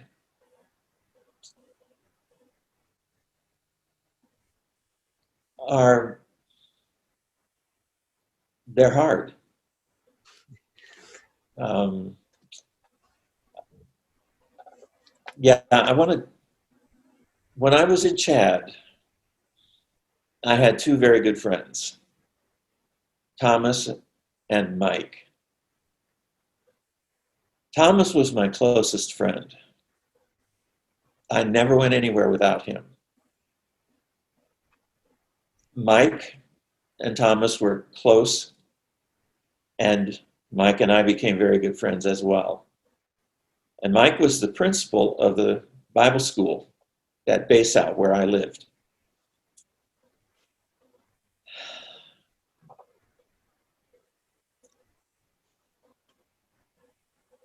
He started having back pains. Now, for a Chadian to say, I have pain, it would be like a 15 or a 20 on our 1 to 10 pain chart. So it worked out that he finally said, I need to go see a doctor because the dispensaries couldn't do anything for him. The pain medication they gave him didn't work anymore. My mother was coming to visit me. I had to drive to the capital of the Central African Republic because I couldn't get to the airport at the capital of Chad because of the civil war. So as I was leaving the country, I took Mike to a town where he could get a ride on a cargo truck and arrive at the hospital that he needed to go to. And so I left him there, paid extra money so that he could ride in a cab rather than on the cargo at the back. Shook his hand, hugged him, and said, I'll see you in about a week. So got in my car, drove down to the capital, like from LA to San Francisco, on a 2-lane road with potholes. Picked up my mom, and that was an event in and of itself.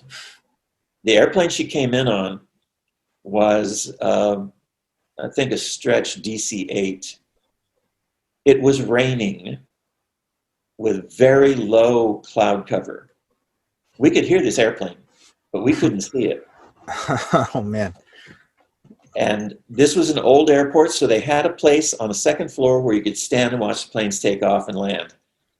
So there's like 100 of us standing out there, and we hear the engines just roaring away, can't see anything. And then all of a sudden, the entire plane was there, but it was like 100 feet above the runway. Above the runway. It should have been like 25 feet above the runway. The pilot put the plane in a nosedive,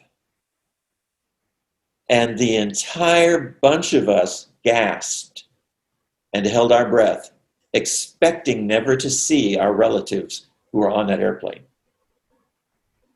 Somehow the pilot pulled it out just in time. The plane landed in the driving rain. And I asked my mom about the landing, and she said it was wild. I didn't think we were going to stop. Yeah, because we saw it, they went through it. You know, it's like, what is this we're doing? She said, when the pilot turned the plane around, all I could see out my window was mud. Oh, man. Yeah, they used the entire runway. So we did the formalities. It took a day or so and whatever. And then we drove back up to Chad.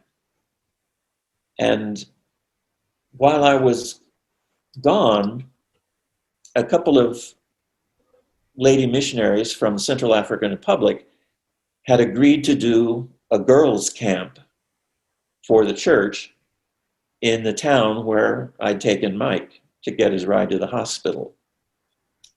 So as I rolled up to the barrier, Marion was standing in the middle of the road, leaning on the barrier. She had probably seen my truck coming and came out to greet me.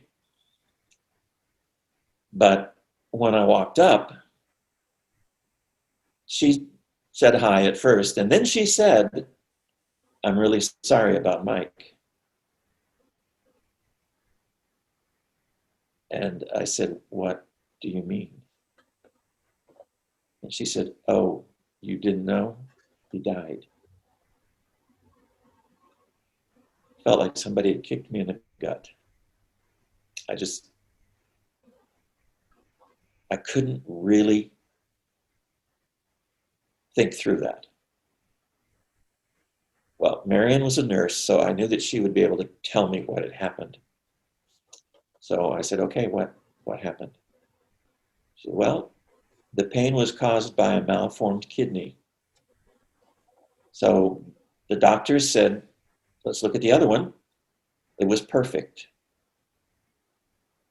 They removed a malformed kidney. The pain went away instantly. But the beautiful, perfect kidney didn't work. So he couldn't produce any urine. And he died of uremic poisoning. And while that was really hard, the thing that was harder was that this guy that I knew didn't have money, had raised enough money to put an advertisement on the national radio asking me to come to the hospital and take him home so he could die at home.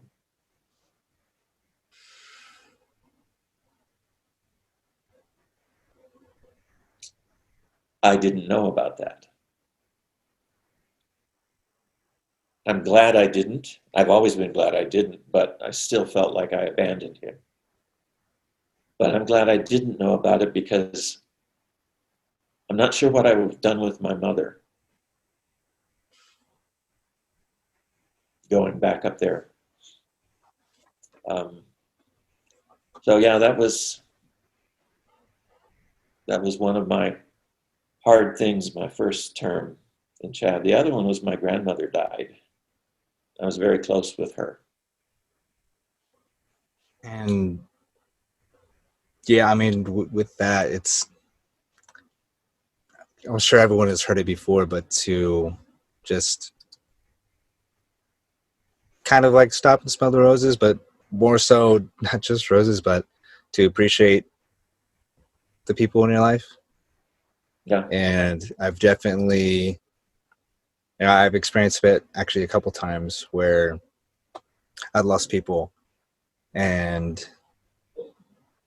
you just weren't expecting it. You just like, oh, and even with them having been sick and out of the hospital before, part of you gets almost used to that, and so you're just like, oh, it's okay. It's just, they just need to get through this little bit, this little hump, and they'll be right back out. And there's no sense of urgency with that, especially when it is somewhat, regular, but you just never know, and unfortunately there are times where people have passed my life, and the horrible first feeling was that, oh man, I totally didn't spend enough time, or at least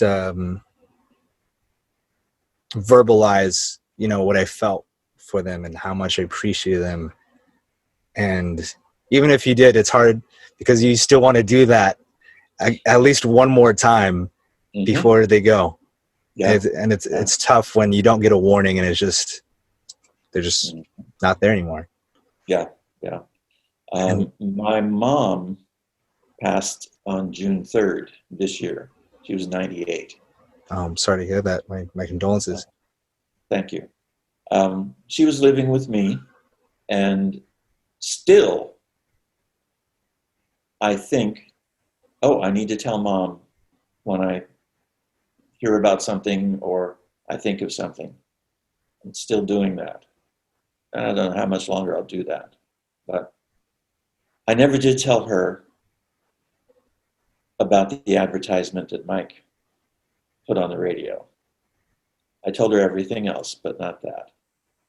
Because I felt that she would then carry with her that feeling that she had been the reason why I was dealing with what I was dealing with. Mm-hmm. So I never told her that. That's a tough one. There's certain things like that. It's hard to understand. But there's always, that's kind of makes it even more beautiful, is that you don't always know. There's no way to know everything and understand it all completely, and to kind of realize that we are just a small part in this. And to not be so into ourselves, but because we are so small and we go so quick, that's why we have to do what we can to do well for others and speak of that as well. Yeah. And that's what I've been doing the past couple of weeks. Been trying to reach out to friends and family, and especially myself. I'm creative and I like to get out there and do new things like a podcast, and that shifts my time to new places and new people, and it's work in itself, but it requires attention, and nonetheless. But especially when you're trying to build something new, you just dive in. It's not so much that you're not wanting to spend time or say things or pay attention to other people. It's just that you're like I said, it's not because you wanted to leave that you went to Africa. It's just because there's some great things ahead that you're excited for. Yeah. But it's so easy to kind of get lost in the excitement and the wonder of what's next, and what could be. So yeah, it's important to try and get that balance in there to stop and remember and reflect and appreciate and make sure that everyone is on the same page and feels appreciated. Yeah. And it changes things for you. Feels good to reconnect and make their day, even if it's just a quick little note. Just be like, hey, just thinking of you. Hope you're all right. Move on. Sometimes that's all it really takes. It doesn't need to be a full fleshed out, like, hey, this is what went on, what I ate for dinner the past 3 nights, but that's still fun and great, but it doesn't take much. And I think now more than ever, it's never been easier to do that, to just pop in. Heck, you could save a little note in your phone, set an alarm maybe once a week or once a month, however often you want to do it. It's like, hey, send this text message. And I'm sure for the folks wittier and smarter than me could probably just have an automated thing where it goes boom, or just sends off, just so it just gets it done, just so you can check in. It's so much easier to make sure your friends are all right, your family are all right, and to just check in. If it's automated, did I really do it? True. I'm just making a joke with the technology. Yeah. But no, I understand. I understand. It's easy. It's easier now. Put a reminder in my phone to do it. Then I do it, and I did it. But if my phone does it, maybe the first time I did, But Right. After that. the third time, I'm not in it. I Yeah. don't even think about it anymore. Yeah, yeah. Like I said, I'm still this say probably the last of this transitional um, group to see this shift in Mm. technology. I still like doing stuff like this where even though it's technology, at least we get to see each other, be face to face, and Oh yeah, be as close to, you know, an actual conversation in person. It's just something special about it. There's a different energy and understanding too, and just like with the documents in history and time, it's really easy to interpret a text a certain way. yeah, Um, yeah. even it's with the introduction of emojis and gifs and memes and all that, which is it's a lot of fun. I use those all the time. But Yeah. man, there's sometimes if you just send a text, it's like there's a comedy bit about it with Key and Peele, where two friends are like having a little texting conversation, and it's like the guy's like, "Oh, okay." He's like, "Whatever," and the other guy it's like reads, it's like, "Whatever." And there's just a lot of room for interpretation and misunderstanding. Mhm. So yeah, this is still my favorite here. Seeing someone's face, talking on the phone. Oh yeah, oh yeah. There's a.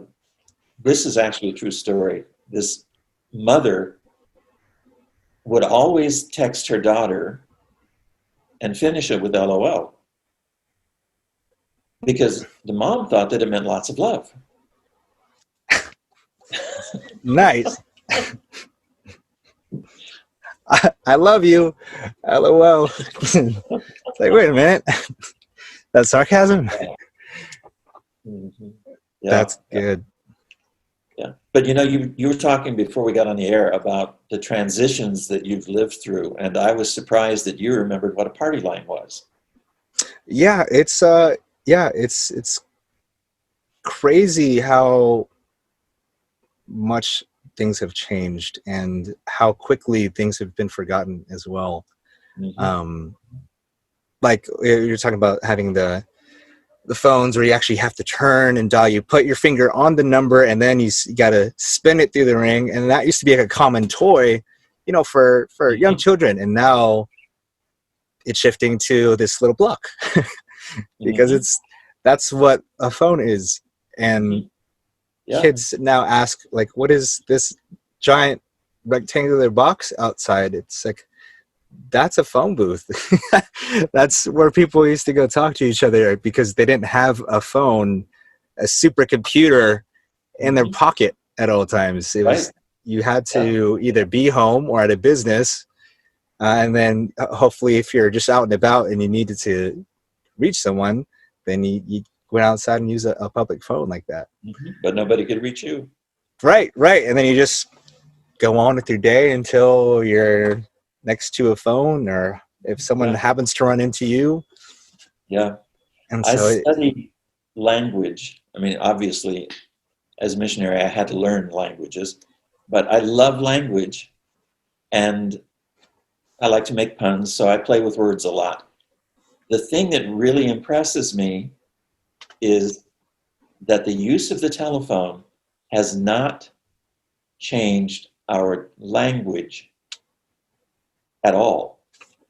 We still use the same words that we used when the phone was first invented, when it was a big box that was on the wall and it had an earpiece that would hang by the side and it had a crank on the other side that would ring the bells and activate the battery that was inside. And you stood there with the earpiece and you talked into the microphone. So, what are we talking about? Hang up the phone, yeah, put that thing it back. would be on a cord. Yeah. And then the one you mentioned with the dial, even with my iPhone, I still say I'm going to dial a number Right, and right, I right, hang up the phone, even though I right. push a button. So, the vocabulary hasn't changed, but everything else has. Yeah, and it's same thing with very into film, where most modern films are not film. Right. They're pixels. Right, right. It's just that's just what we're used to calling it. Mm-hmm. I mean, technically, there's more correct term would be motion pictures because that's what it Yeah, that's is. what they are. Mm-hmm. But it's not the common terminology, at least right now. But yeah, Yeah. that's a funny thing. What else do we use still that we don't actually use? Oh man.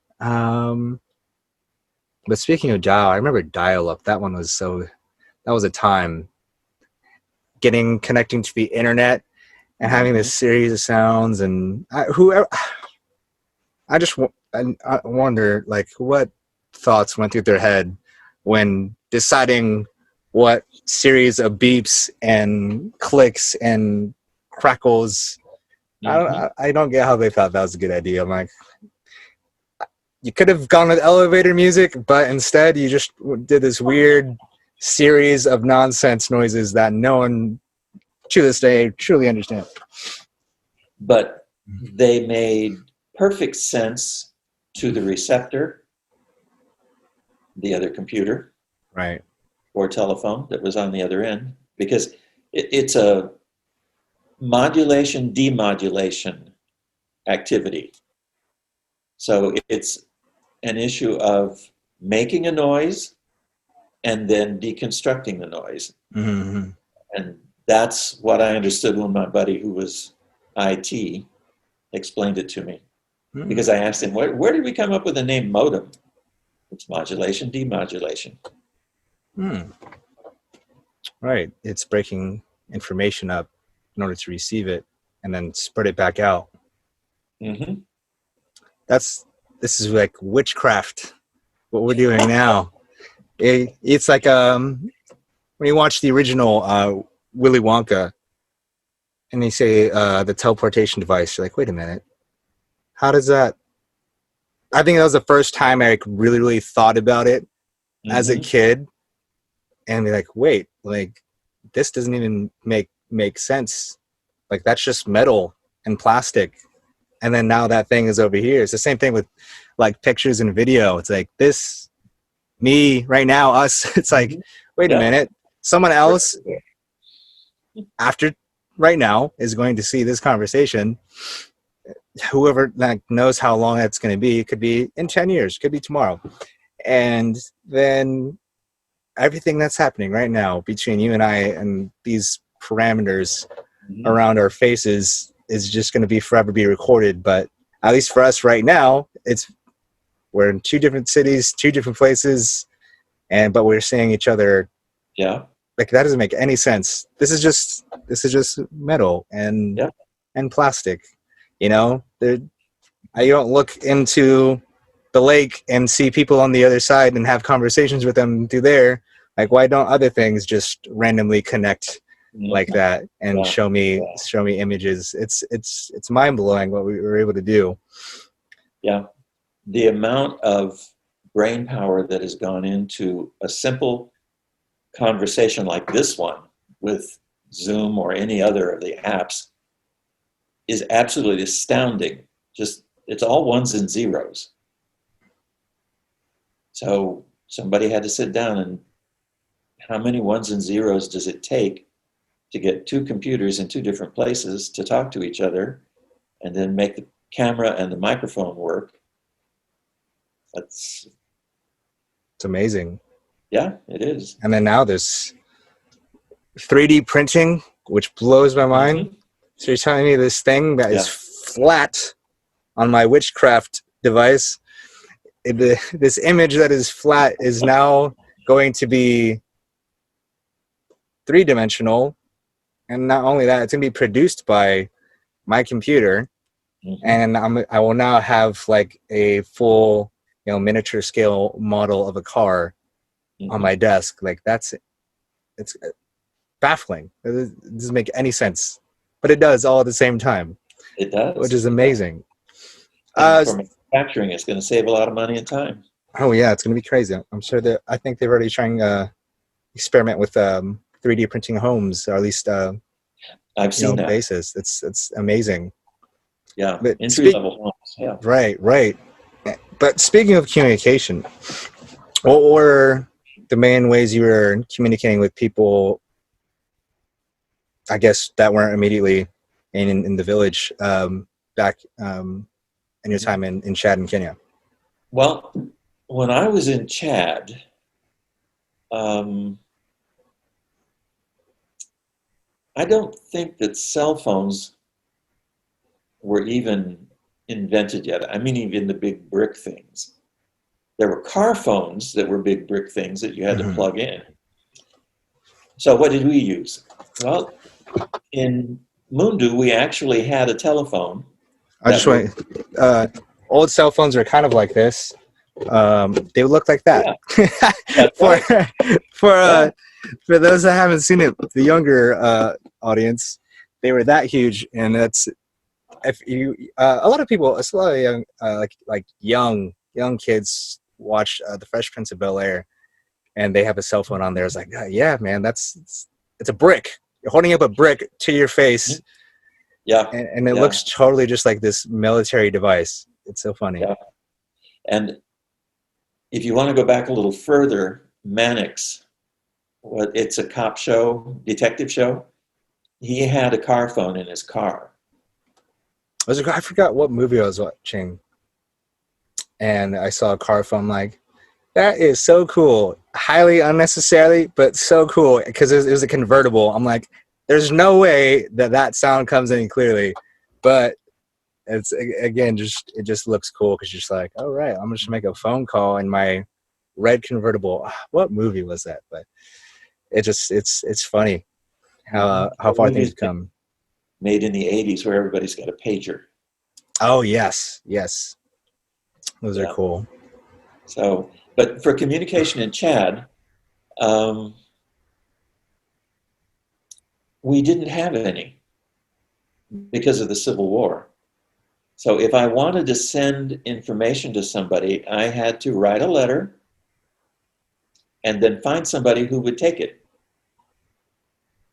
which meant they had to be going that way because nobody would make a special trip just for a letter, but people would agree to drop stuff off. So while I was in Chad my first term, there was no postal service at all because of the Civil War. And I had to leave the country to buy gasoline. So it was, communication was really very, very old at that point. Now, when we were in Kenya, cell phones had come onto the market and were cheap enough that it was possible to get one without being exorbitantly rich. So there was, what was it? It may have been 9/11. We were in Mombasa when that happened. The day after that, I went out and bought 2 cell phones for my family. I think a lot of people started buying cell phones after that. Yeah. But in the missionary community, nobody had a cell phone because we all thought that was useless. We don't need it. Mm-hmm. But after 9/11, I thought, I may need to get a hold of somebody, and I don't want to have to rely on something else. So I bought them. And within a month, everybody else did too. So we used cell phones a lot. And I adjusted to life with a cell phone while we were in Mundu. I have a friend, fellow missionary David. We swapped books back and forth, and I needed a book that he had. So I called him, and we had a very nice conversation. And as we got to the end of it, I said, "Oh, David, can I borrow this book from you?" And then he said, "Well, yeah, of course you can, but you'll have to wait till I get home." I said, "What do you mean?" He said, "I'm in Nairobi. I'm not in Mundu. I'm not in Mombasa." So I thought he was at home. That's cool. Yeah, because you don't know. They could be anywhere. That's the luxury of a mobile phone now. Just have that wherever, whenever. Yeah. Man, how that's so crazy. That is, and so as far as the two, I don't hear much about Chad. I have, heard, like it'll come up here and there, but Kenya seems to be significantly more popular. But I'm not sure why. Well, there are two reasons. First, Kenya was an English colony, Chad was a French colony. So we don't hear about French colonies in American media because everything's done in French and most of the media don't speak French. Okay. The second thing is Mombasa is the largest port on the East African coastline north of Durban, South Africa. So it is the gateway to East Africa.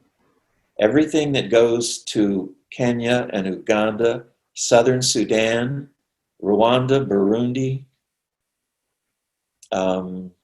Tanzania, it all comes through Mombasa.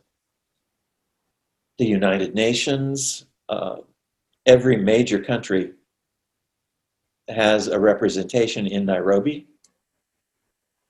So there's just a lot that goes on there, and that would be why. Kenya is a very rich country in Africa. Now, it's not the richest. That would probably be South Africa, followed by Nigeria, or Nigeria, followed by South Africa. But Kenya is a wealthy country. There's a lot of money there. And it's a place where Americans go a lot. Mm-hmm. We also have military connections. Back in the Gulf War, both of them, the American Navy would have aircraft carriers parked just over the horizon for shore leave for troops. So the US government had contracts with some of the resort hotels in Mombasa. Right. Their clientele were US military. So they would come in and they would have their leave time, then they would go back to the aircraft carrier, and then they would be taken back to wherever it was they were stationed. So yeah, there's a lot of history that goes into that. Right. So I mean, there was always an advantage, and throughout all history, right? If you have the first port, then you just have so many advantages because everything has to go through there, and there's no use making on another port if one's already in existence, Right. like Boston, or Mm-hmm. just why Yeah. why bother if you can just, or if things are already set up and there are pipelines once it hits the shore. Mm-hmm. It's a huge Yeah. advantage. And Mombasa is very interesting. It is an island inside a lagoon. Well, it's not really a lagoon. There is an inlet that is wide enough for ocean-going vessels to come and go. There is the old harbor of Mombasa, which is on the north side of the island. And then the new massive, immense harbor is on the south side. So yeah, it was the first harbor. And it's the only protected harbor along the coast. Any other harbor has got a breakwater that's had to been built. But with Mombasa, the harbor is protected by this narrow inlet, and then the island catches the force of the waves coming in because the harbor is on the backside. So there's a lot of advantages there. Just, yeah, that seems like an ideal spot. It is. It is. And so is I mean, when's the last time you had been over Africa? 2012 was the last time I was there. Okay, so not super long. Not that long ago. And is Kenya pretty built out, like structurally similar to the U.S., like city wise? Kenya has two really big cities, Nairobi, which is, I don't know how many million, because it has some of the largest slums in the world Mm, that I don't think anybody's been able to do a census in. And then right. Mombasa, which is about 2 million, counting the island itself, which is a million, and then north and south Mombasa on the mainland, that would be probably 2 million. Um, there are other towns in Kenya. Electricity is a given in all of the towns. Now, there are farmers who live out in the rural areas, as they're called in Kenya. They don't call it bush in Kenya. They call it the rural areas. Um, they live on traditional farms. They may or may not have electricity. So it is a difference of century compared to Chad, Oh, okay. as far as progress is concerned. Right. So Chad was the last country in Africa to be colonized. Hmm. So that makes a lot of sense. Yeah, Europeans had a big step up on the rest of the world there with the steel. yeah, yeah. So it was interesting that Chad was colonized by Germans and by French before World War One. And where I lived in southern Chad was the farthest west that the French occupation was until after World War One, when Germany had to give up all of its colonies. Hmm. And then that part that was built by the Germans was brought into Chad. And it was very easy to tell the difference in the roads, even though they were all dirt, and the buildings. They were different style. And the German buildings were in better shape. In fact, there were no colonial era buildings left in French occupied Chad. They'd all been replaced. Oh wow. But the ones that were in the post town near me didn't have to be replaced. They were still good. Interesting. What is the I imagine it's mostly locals there. In So Chad. different growing up in the U.S. where I should say really California, where diversity is the norm, and even going to other states sometimes, and having been to other countries, it's easy to forget that most people are whatever the local race is. It just makes sense because that's where people have been and stayed for a long time. Yeah. Um, In, yeah, what is that mix like over there? I imagine Kenya's got more foreigners coming in and oh, out. yeah, a lot more. Let me deal with Chad first. Chad doesn't have large foreigners populations. Most of the foreigners in Chad come from Nigeria, and they are there for commercial reasons. So they run the businesses. There are some Portuguese families that run businesses in southern Chad. But the local population is not really good with business. So they just don't have stores and things. A lot of my friends would tell me stories about relatives who would want to start a bakery. So they would make these things that are like donuts and sell them.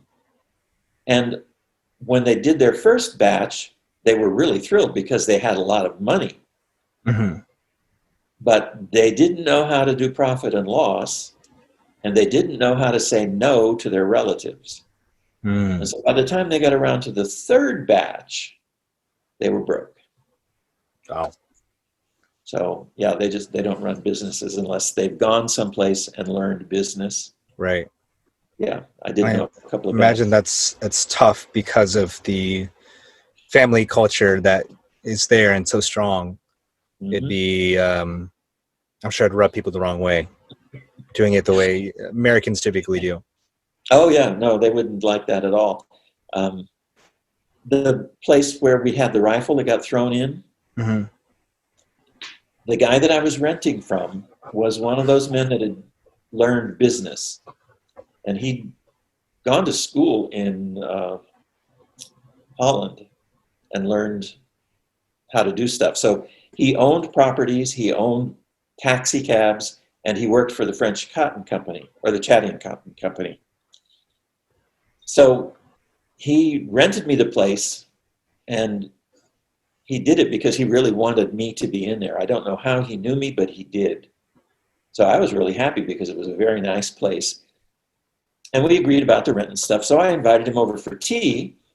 And while he was there, I was going to pay him the rent money. And I didn't have a bank account. I just had money. So I pull out this wad of money and start to hand it to him. He put his hands behind his back and stepped backwards away from me and said, "Don't you ever give me money." And I said, "What? How am I supposed to pay the rent?" He said, "Put it in my account at the bank, but don't ever give me money." And I said, "Why not?" He said, "Because I've got hundreds of broke relatives. And if they come to me and say, 'Can I have some money?' If I don't have any on me, I can say, 'I don't have any.' Don't ever give me money." that's that's so funny. Yeah, here, man, everyone's like, cash is like, oh, cool, we get to fan myself and throw it around and lay in it for a while. I mean, it's so funny. I mean, I actually nowadays I don't carry cash very often, unless I know I'm going somewhere where I need it. But um, yeah, that's not the reason why my relatives aren't asking me for money, luckily. But man, that's a funny excuse. Also, it means he's honest about it. You know, if he does have it, then he has that obligation to give and share, Yeah. um, because of the culture. That conviction is admirable. You know, the that sense of unity and Hmm. thinking beyond yourself, right? Because it's, Yeah. Hmm. I mean, my greatest goals in life are not anywhere centered around myself. I want to be remembered as someone who did more for others. You know, it's Right. and that's Hmm. I think my ultimate philosophy in life is that we are here for each other. Like Hmm. we're our great purpose is companionship. Whether you put that in terms of romance or fraternity or even religion, at its Hmm. core, our existence is companionship, Yeah. business. You Hmm. need you have a customer and you have, the business that makes the product to be consumed. And you have Hmm. business partners and you have mentors and apprentices. And it's all companion. Oh You yeah. can't truly live without another. Yeah. That's true. And That's true. that's I don't know, I think that's just what at the end of the day, if it just comes to building and building and building and building and building, it's like, what are you building for? Are you building it for yourself? Because you're going to be gone eventually, you Hmm. know. So Yeah. what is it really for? Yeah. Who is it really for? Why are you spending so much time accumulating Hmm. if it's just going to sit there and not be used, even by Yeah. yourself? You know, Yeah. it's Yeah. interesting. You And reminded me of an interview I heard. I was driving someplace, had the radio on, and they were interviewing Nancy Sinatra, oh, Frank Sinatra's daughter. okay, And she was relating this story of a children's album that he did late in his life for, it was something that she was involved in. and they were listening to it, and just the two of them were home that weekend, and she really liked that particular album, and she said, "Daddy, you're immortal." And he said, "Oh no, honey, I'm not. I'm not." And she said, "Yes, you are. Your music is going to live forever." And he said, "No, my music will live only as long as the generation that exists passes me to the next one. When that chain is broken, I'm gone." And I was surprised at how clearly thought through that was. Frank Sinatra was not a man who was noted for humility. Yes, He his had a great talent. crew is notorious, for Yeah, to say the least. yeah. So I was really surprised that he would say that, but it's so true. We only live as long as we live in the hearts of the people that are alive after us. Mm-hmm. Yeah, it's funny when people talk about the greatest band or musician, Elvis Presley, the Beatles. You can say more recently Bob Marley, Aerosmith, AC/DC, maybe Jay-Z, or maybe these, Kendrick Lamar, newer ones, right? Mhm. But like, wait a minute, these guys haven't been around as long as like Beethoven or Bach. Those guys are killing it. We're still listening to their music, and Yeah. people are even sampling it in all kinds of genres and using their principles and notes and riffs. I'm like, those guys seem to be the greatest of all time because they're still here. They're still Mhm. around. Their legacy is still lived and studied and held on a pedestal. It's considered high art. There's when people make jokes about it, it's still in the sense of superiority. Oh, yeah. It's different. But I always think it's funny. It's like I think Beethoven and all those guys and Chopin, they have more plays on their eternal Spotify and Apple accounts than everyone else. They've got the most listens. I'm pretty sure they're like several times platinum, or Mhm. I don't know. Maybe you have to go to the next one, make a new disc for them to Yeah. record their success. But Yeah. And the cool thing is, they've stood the test of time. It isn't that Bach was the only musician in his generation. mhm. He was one of many. Every church had somebody. And there were a lot of people that wrote music, and music that didn't last wasn't really good. So their stuff has lasted, and the other stuff has disappeared. It's the same way with contemporary, or no longer contemporary, top 40, uh, you know, rock hits of the 60s or 70s or 80s or 90s. There are only a few of them that keep getting played, Right, you right. know?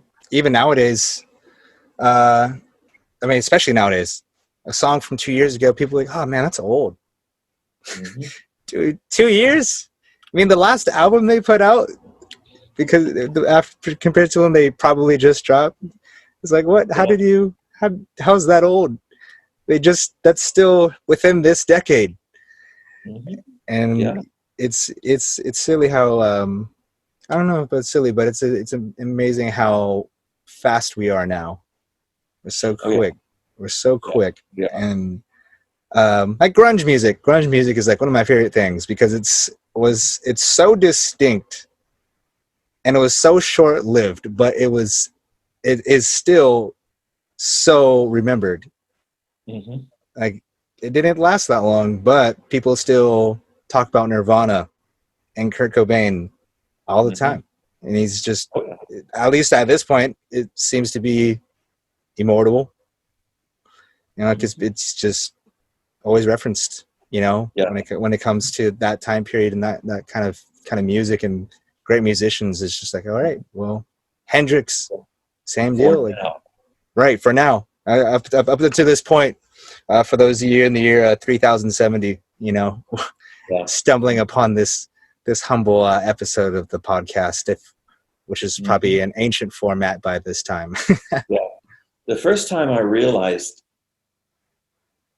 how taste changes was one day I was with my son, and I don't remember what it was, but it was a song by ABBA. Yes, classic. And hey, anything that they did was good. It's going to last forever. Right. And my son couldn't stand it. And I said, "What? You don't like it?" "No." So I didn't ask him why, but he definitely didn't like it. So, but he did like some other stuff that was contemporary with ABBA, but not ABBA. It's funny how that works. It's funny. Yeah. And it's, again, especially this recent times, it's funny to think how things have coexisted, especially when we get so deep into our likings and things that we just dive into, genres I should say, especially for like music and like film, to think that some things are like side by side, like Aerosmith and Michael Jackson, and then at the same time, like say Tupac, or like Tupac and like Nirvana. Like that's such a weird thing to think. It's like that's not too far apart. Especially the 80s, you have like Rick Astley and Depeche Mode, and at the same time you had like, again, Michael Jackson coming up to fame, and then you have people still, like grown men, dressing up with this big hair and electric guitars, and that's all at the same time. It all seems so long ago, but it's weird to think that that was all the same period. Yeah. And everyone kind of takes, especially I think 80s might be like one of the most divisive times for music, for people going back, because there's so much going on, but they're all like so incredibly different. Yeah.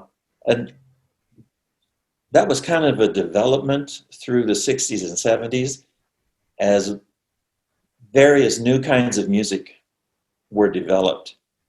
It kind of blew up in the 80s and got really big, but it was too big to sustain itself. If there's only one band that does what that band does, doesn't matter how much you love them, that kind of music is not going to stick around very long. Right.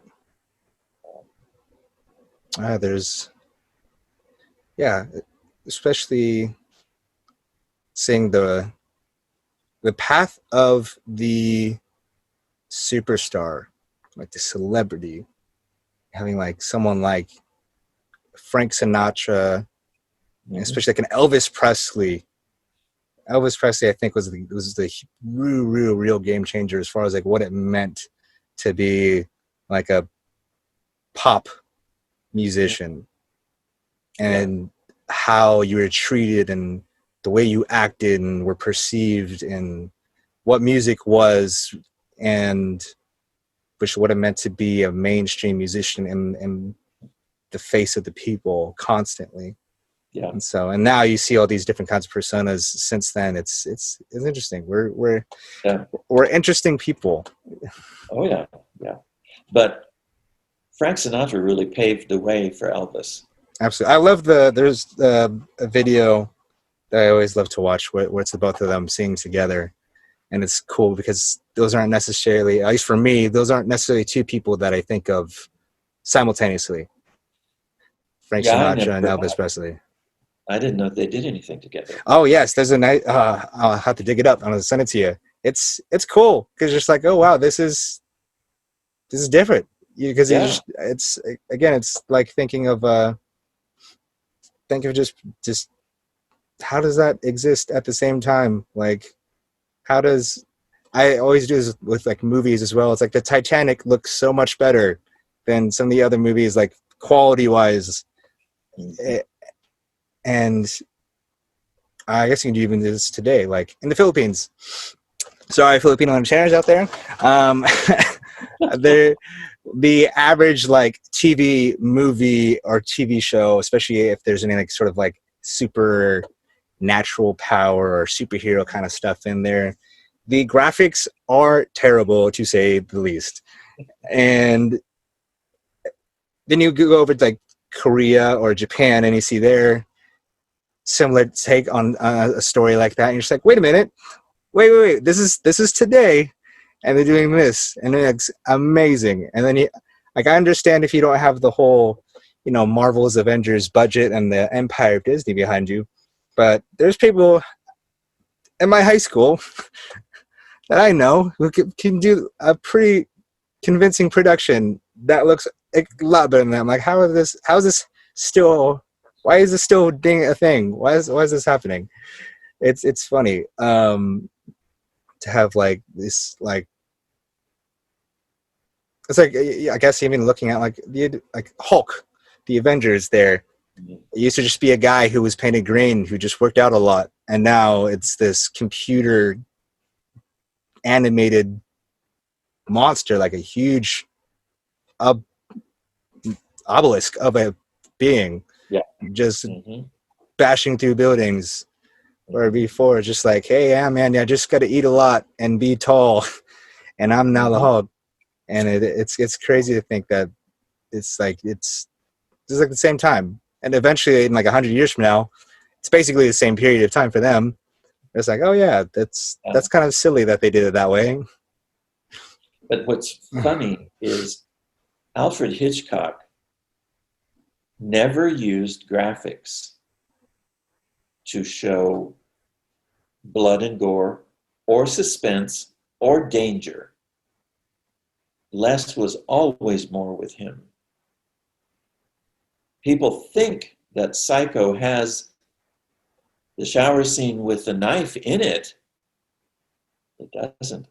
All it has is the blood going down the drain. Hitchcock knew how to make something without anybody seeing it. The implication and letting the imagination fill in the blank. Yeah. Imagination was always better. Now with CGI, I'm not so sure. There's a lot that can be done with that. There's quite a range. It still has to be smoothed out, that's for sure. But there's a lot of potential with it.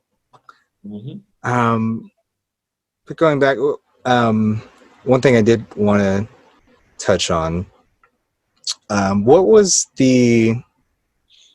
or maybe still could be, the outlook on foreigners, and I'm sure in your regard, mainly like Americans as well, back in your time in Africa? Oh, it varied. Most of the time, foreigners from Europe and the US were accepted because they were a profit for the country. You're likely bringing some sort of business. Yeah, but they would always need somebody to do everything for them, because we're used to having things done either by machines or by service people when we go and buy something. So going shopping, why should I go shopping? They find somebody to do it. So they're always putting money into the economy. But during certain times, it was not an advantage to be a foreigner, both in Chad and in Kenya. In Kenya, it was with the elections. They would always have election violence, and it was always tribal, because the tribes voted by blocks. If you were Kikuyu, you voted for the Kikuyu guy. And at that time, you didn't want to be out in the street, because the riot would start, and riots don't care who you are. And if you were walking down the street and you were white and it was almost dark and you got mugged, you've got nobody to blame but yourself, because these guys would be gathering to get ready to go. But robbery is just a way of life. When we were in Mundu, the principal of the college where I taught did something that he should have known better, but he did it anyway. He went to a lumberyard to buy some supplies for a repair at the school. And when he paid for it, he pulled out a wallet with a lot of money. Rather than having a small amount of money in his shirt pocket, he just pulled this wad out of his pocket and paid for it. And then he walked out to his car and he was mugged right there on the spot. There were these two guys from Nigeria, and one got around behind him and just picked him up, choker hold. And he was, the guy was like over 6 feet tall, and the principal was like 5'8". So he's just up there kicking his feet, let me go, let me go. They didn't do anything to him except cut the pockets off of his trousers.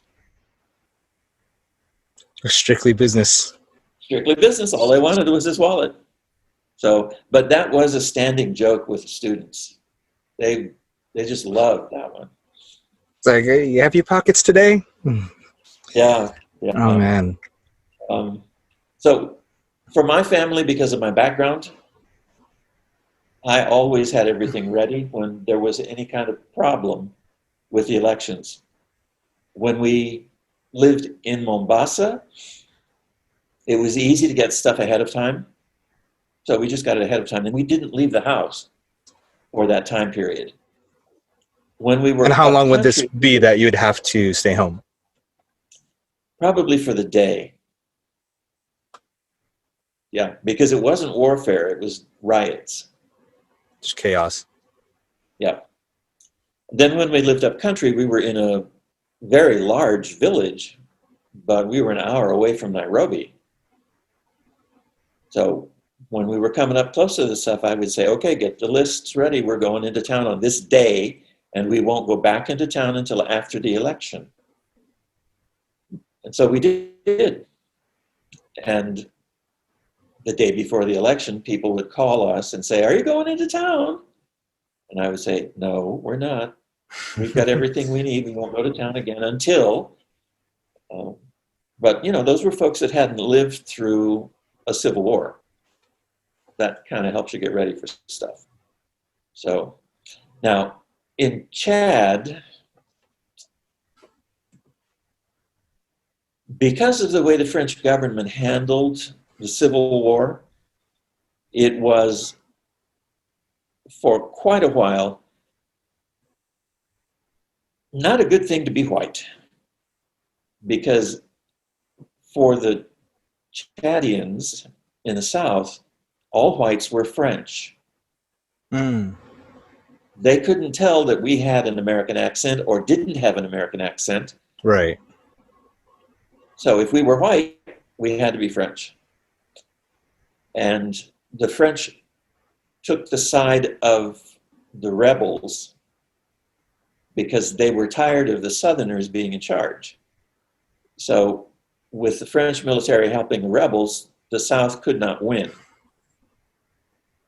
So, but instead of coming down and taking care of the South, the Northern rebels decided to attack each other. They were cousins, and both of them wanted to run the country.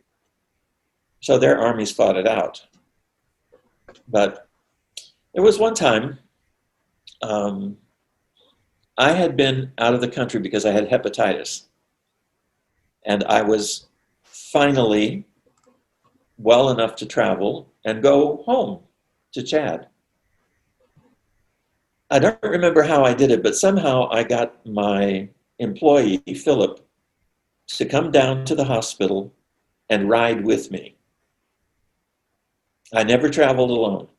I always took somebody with me. Mm-hmm. So we get to the border between Chad and the Central African Republic, and there's just this little cornstalk hut with a table and 3 or 4 soldiers and a barrier across the road. That was the actual border, but the official checking in place would be another 6 miles up the road.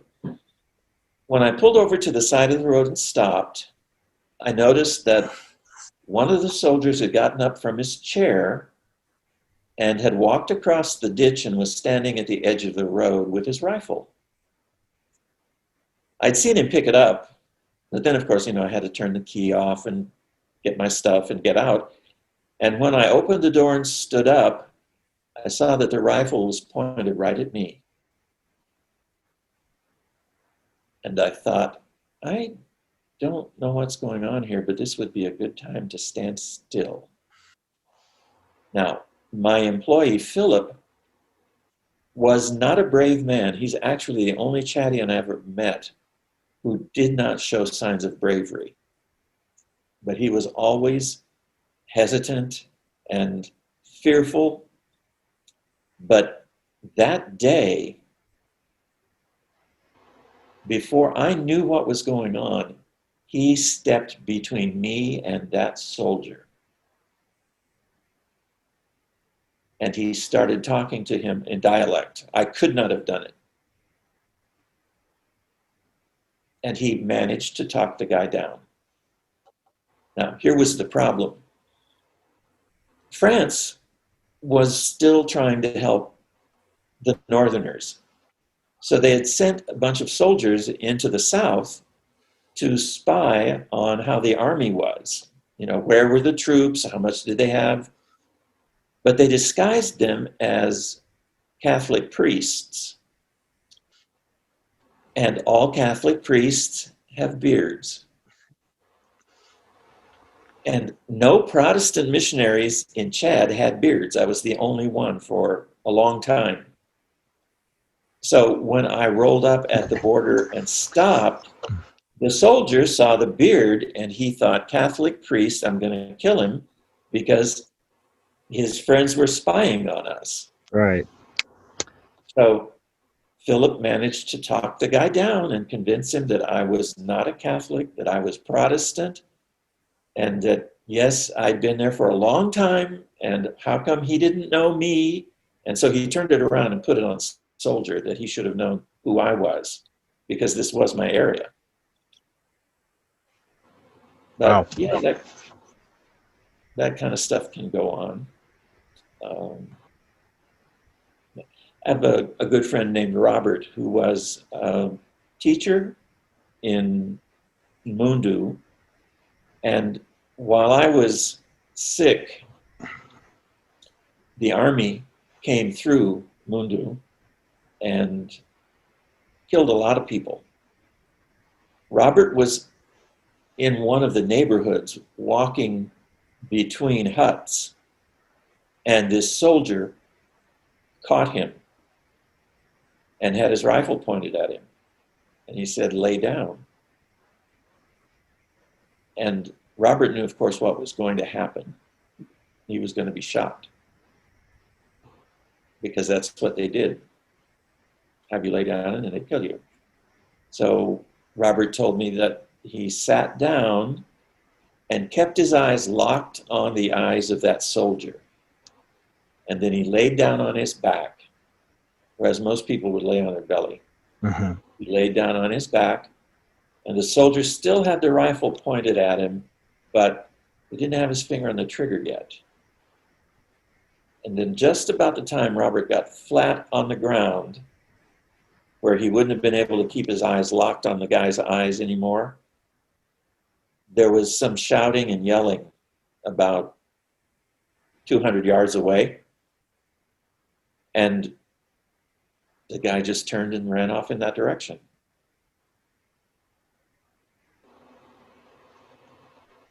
Wow.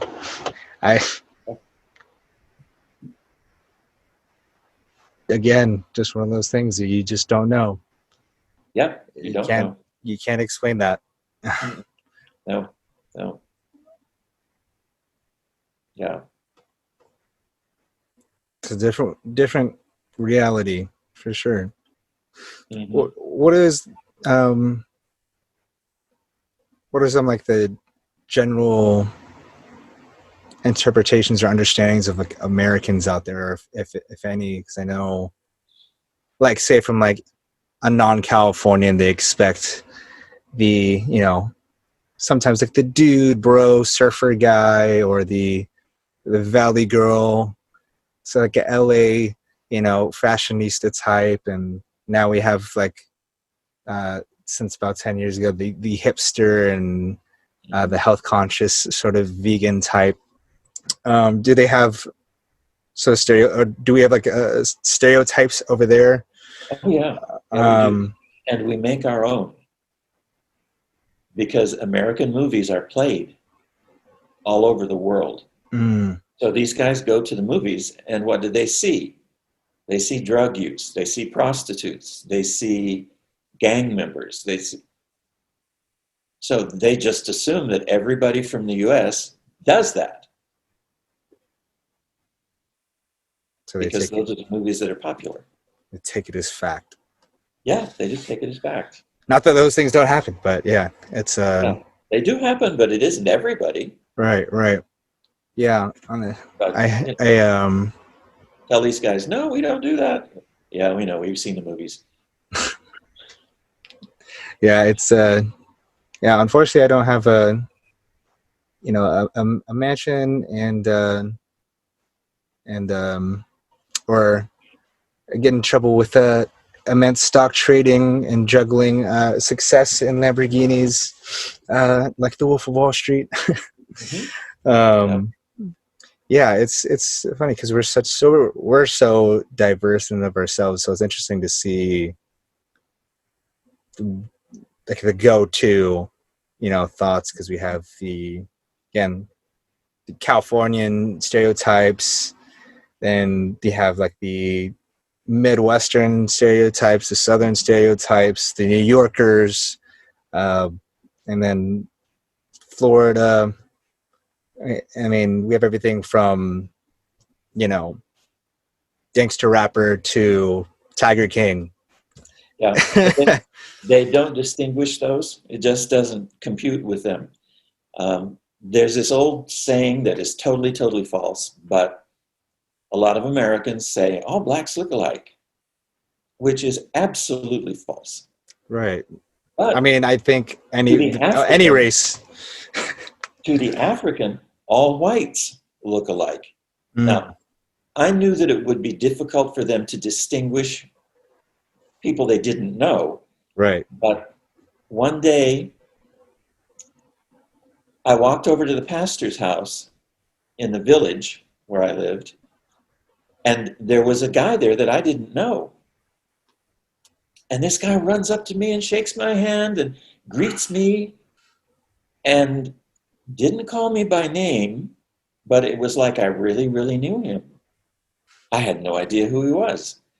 So I greeted my friend Simon, the pastor, and I asked him, who is this guy? And he said, oh, this is a pastor from Central African Republic, and he's just on his way to so-and-so, and so he just stopped by to say hi.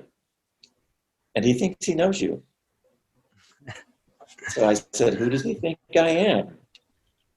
Well, it turns out that he thought I was a colleague who's a friend of mine who was about 5'6", and I'm 6 foot. Oh, yeah, that's a significant difference. Yeah, and he didn't wear glasses and I do. And I had a beard and he doesn't. Oh, wow. Okay, yeah, that's a lot. So I kept telling the guy, I'm not Howard. My name is Richard. No. Why are you doing this to me? I know who you are. No, you don't get it. I'm not doing anything to you. I'm really who I say I am and not who you say I am. And he would never believe me. I finally quit and just left because he would not believe me. Oh, that's so funny. Yeah, it's like those pictures on the internet I love seeing where people think they took pictures with celebrities and you see the side by side and it's just absolutely ridiculous. Some of them I can kind of get, but for the most part, it's just like, man, you're so out of left field just because someone has the same hair color or a beard. In this case, not even any of those things. So, yeah, it's funny. Again, it's so easy to forget living in California how uniform things are elsewhere, and things are very much the same throughout that entire nation, and even surrounding nations, it's still similar to what's around them. Obviously different, but still close. And so it's it's really easy to forget how. And even here, seeing other people who are. Being mixed race, I'm used to being diverse myself, and just part of who I am, literally. And so, every once in a while I get taken aback when I have like a friend or a family member who like just hasn't like eaten a certain dish. I'm like, oh, you know what I mean? It's just this, and it's like I've never even heard of that. I'm like, oh, like that's it. Sometimes it's way more common now, but like I think before a lot of it was like boba, which is like a very popular drink around here. It's just it's kind of a funny drink if you really think about it, but yeah, if you're not used to Asian culture and like desserts, it's just like, oh, okay, well, yeah, I wouldn't even cross my mind to have tapioca in my drink. Usually, it's like usually on a plate, if anything, or in a bowl. Yeah. And so, it's funny because there's almost like a standstill as far as the concept of a certain group of people because that's just not around them. And so it's only what they hear and read. And like you said, like what they see in the movies that's just how it is, I guess, as that their only point of reference is, Brad Pitt and Leonardo DiCaprio. Mm-hmm. Yeah. But we all tend to do that. We have to take what we know, right, and then we push it as far as it can go to help us understand by assumption how everything else will be. Mm-hmm.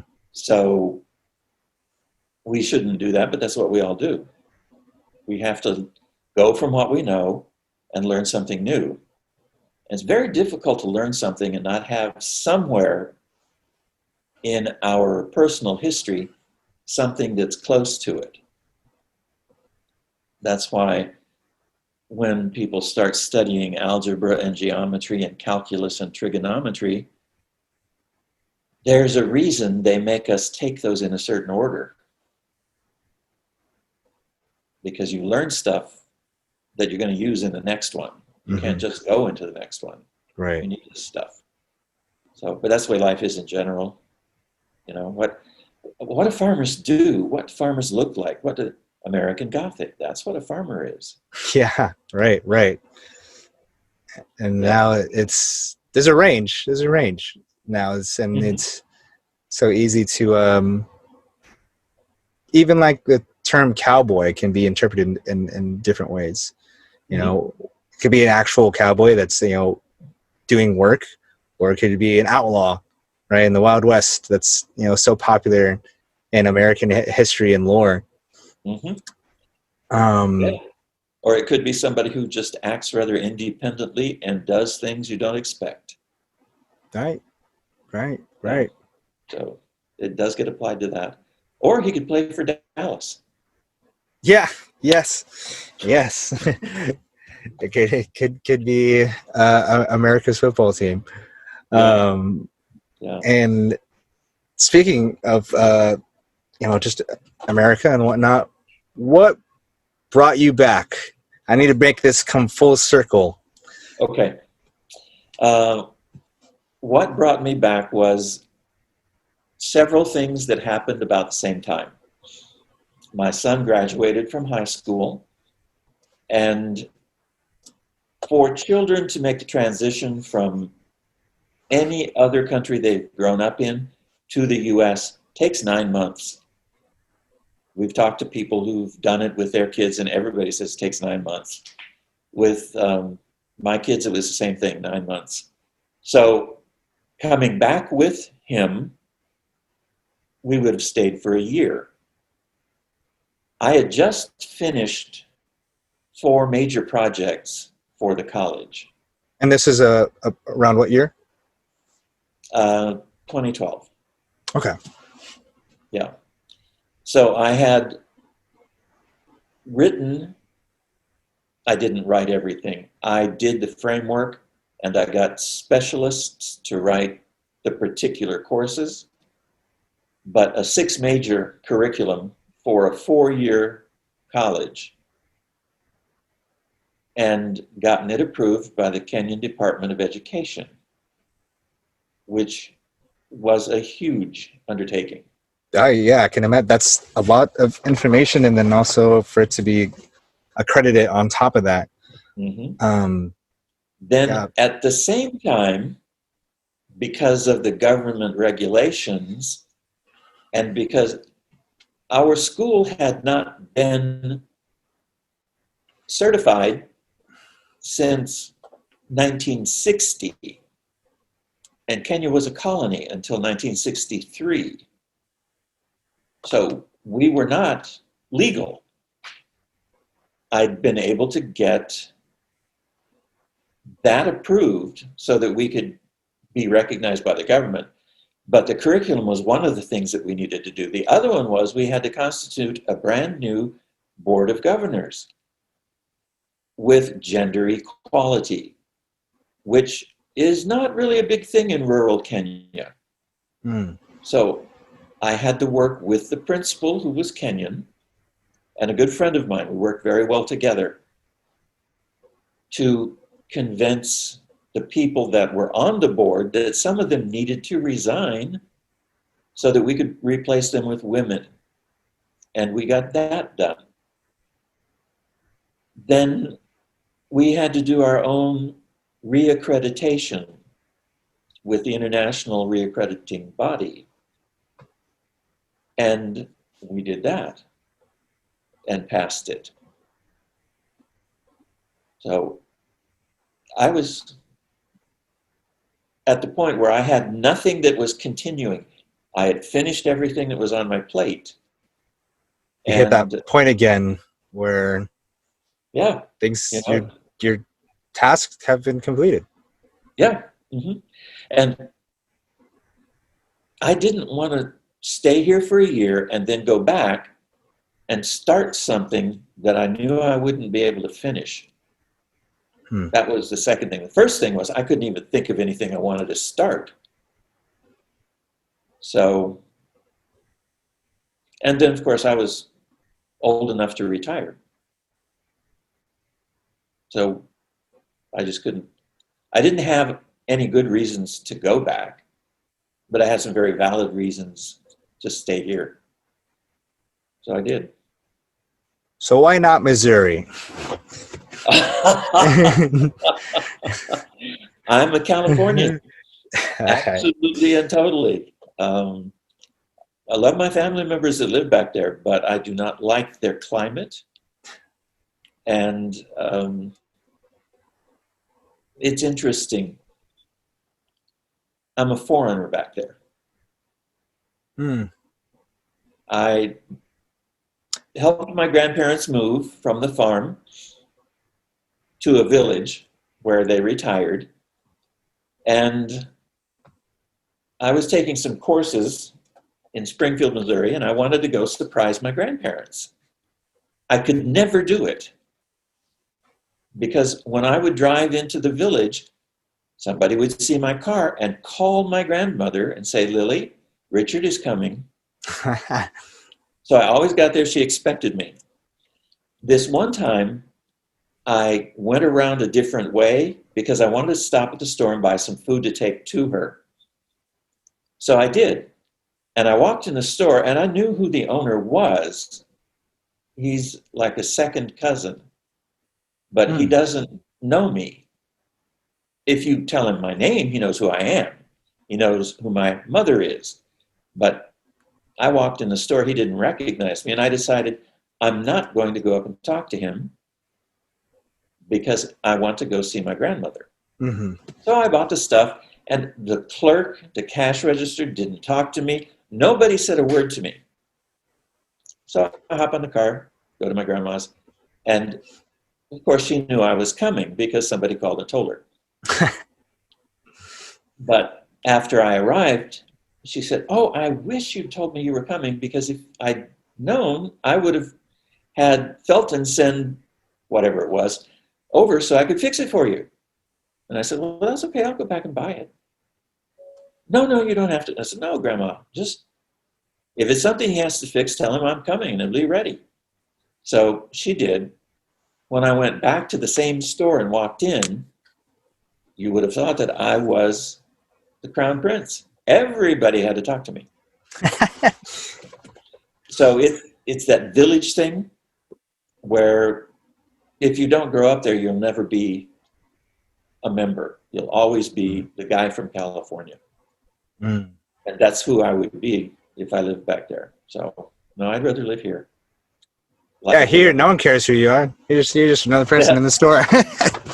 You're just like, it's that guy. Okay, cool. He's wearing the red shirt. That's it. That's it. Yeah. It's nice out here. Like I said, I like being by the water, and no matter where you're on the state, that's, relatively close by, and weather's generally pretty good. I mean, we complain about it being a little bit warm. I mean, it hasn't been super, super rainy in recent years where it's like troublesome, but it's pretty mild. It's manageable. Oh, yeah. We don't got to, dig up snow to get out and to the road. We put chains on our tires, for the most part. And if you want that kind of stuff, then you just drive to it really quick. Drive up to it, yeah. You want it hot and dry, and go out to the desert. If you want beach life and palm trees, you drive out to that. If you want the city, you can drive to that. The mountains, the plains, the fields, all that. It's a special place, that's for sure. Yeah, it is. It is. Yeah. And I love it. Again, I love the diversity too. It's a hard thing to not have, at least for me, just being so used to it. And I enjoy it as well, because it's even being around it so much is still so much I don't know and haven't experienced with here, Orange County alone. I mean, you have Mexican, Vietnamese, Chinese, with Lebanese, Persian, Afghan, Iranian. I've even met a Jamaican guy before, and that was awesome. Like one of my best favorite encounters. And I met a Jamaican man, and he cooked, and I was like, that was like two great things. You get to experience a whole new person, like, and he told me stories about having to like cross, chest deep waters just to get to school, and then having make this like coconut chicken. And he wouldn't tell me everything that's in it. So I'm like, that's when he knows it's good. It's special. Yeah, it's like secret. To experience people. It's an amazing thing. So that's why it's brought me here to be able to do something like this, and just to continue this journey of learning and just seeing the world through other people's eyes. Yeah. Well, I'm glad you asked me to be on. I enjoyed very much talking to you today. Yes, thank you for coming on. I love meeting new people and doing new things. I've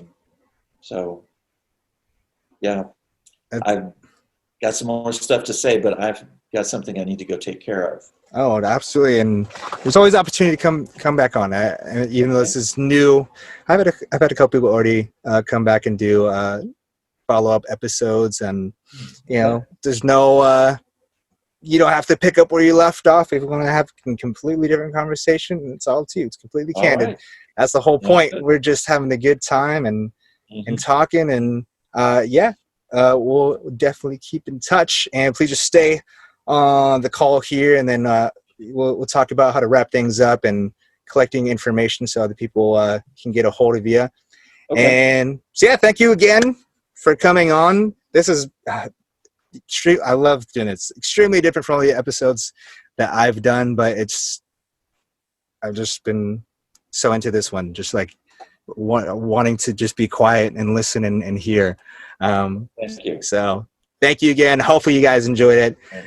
And thank you so much for tuning in. And I'm going to stop the recording in 3, 2, and 1.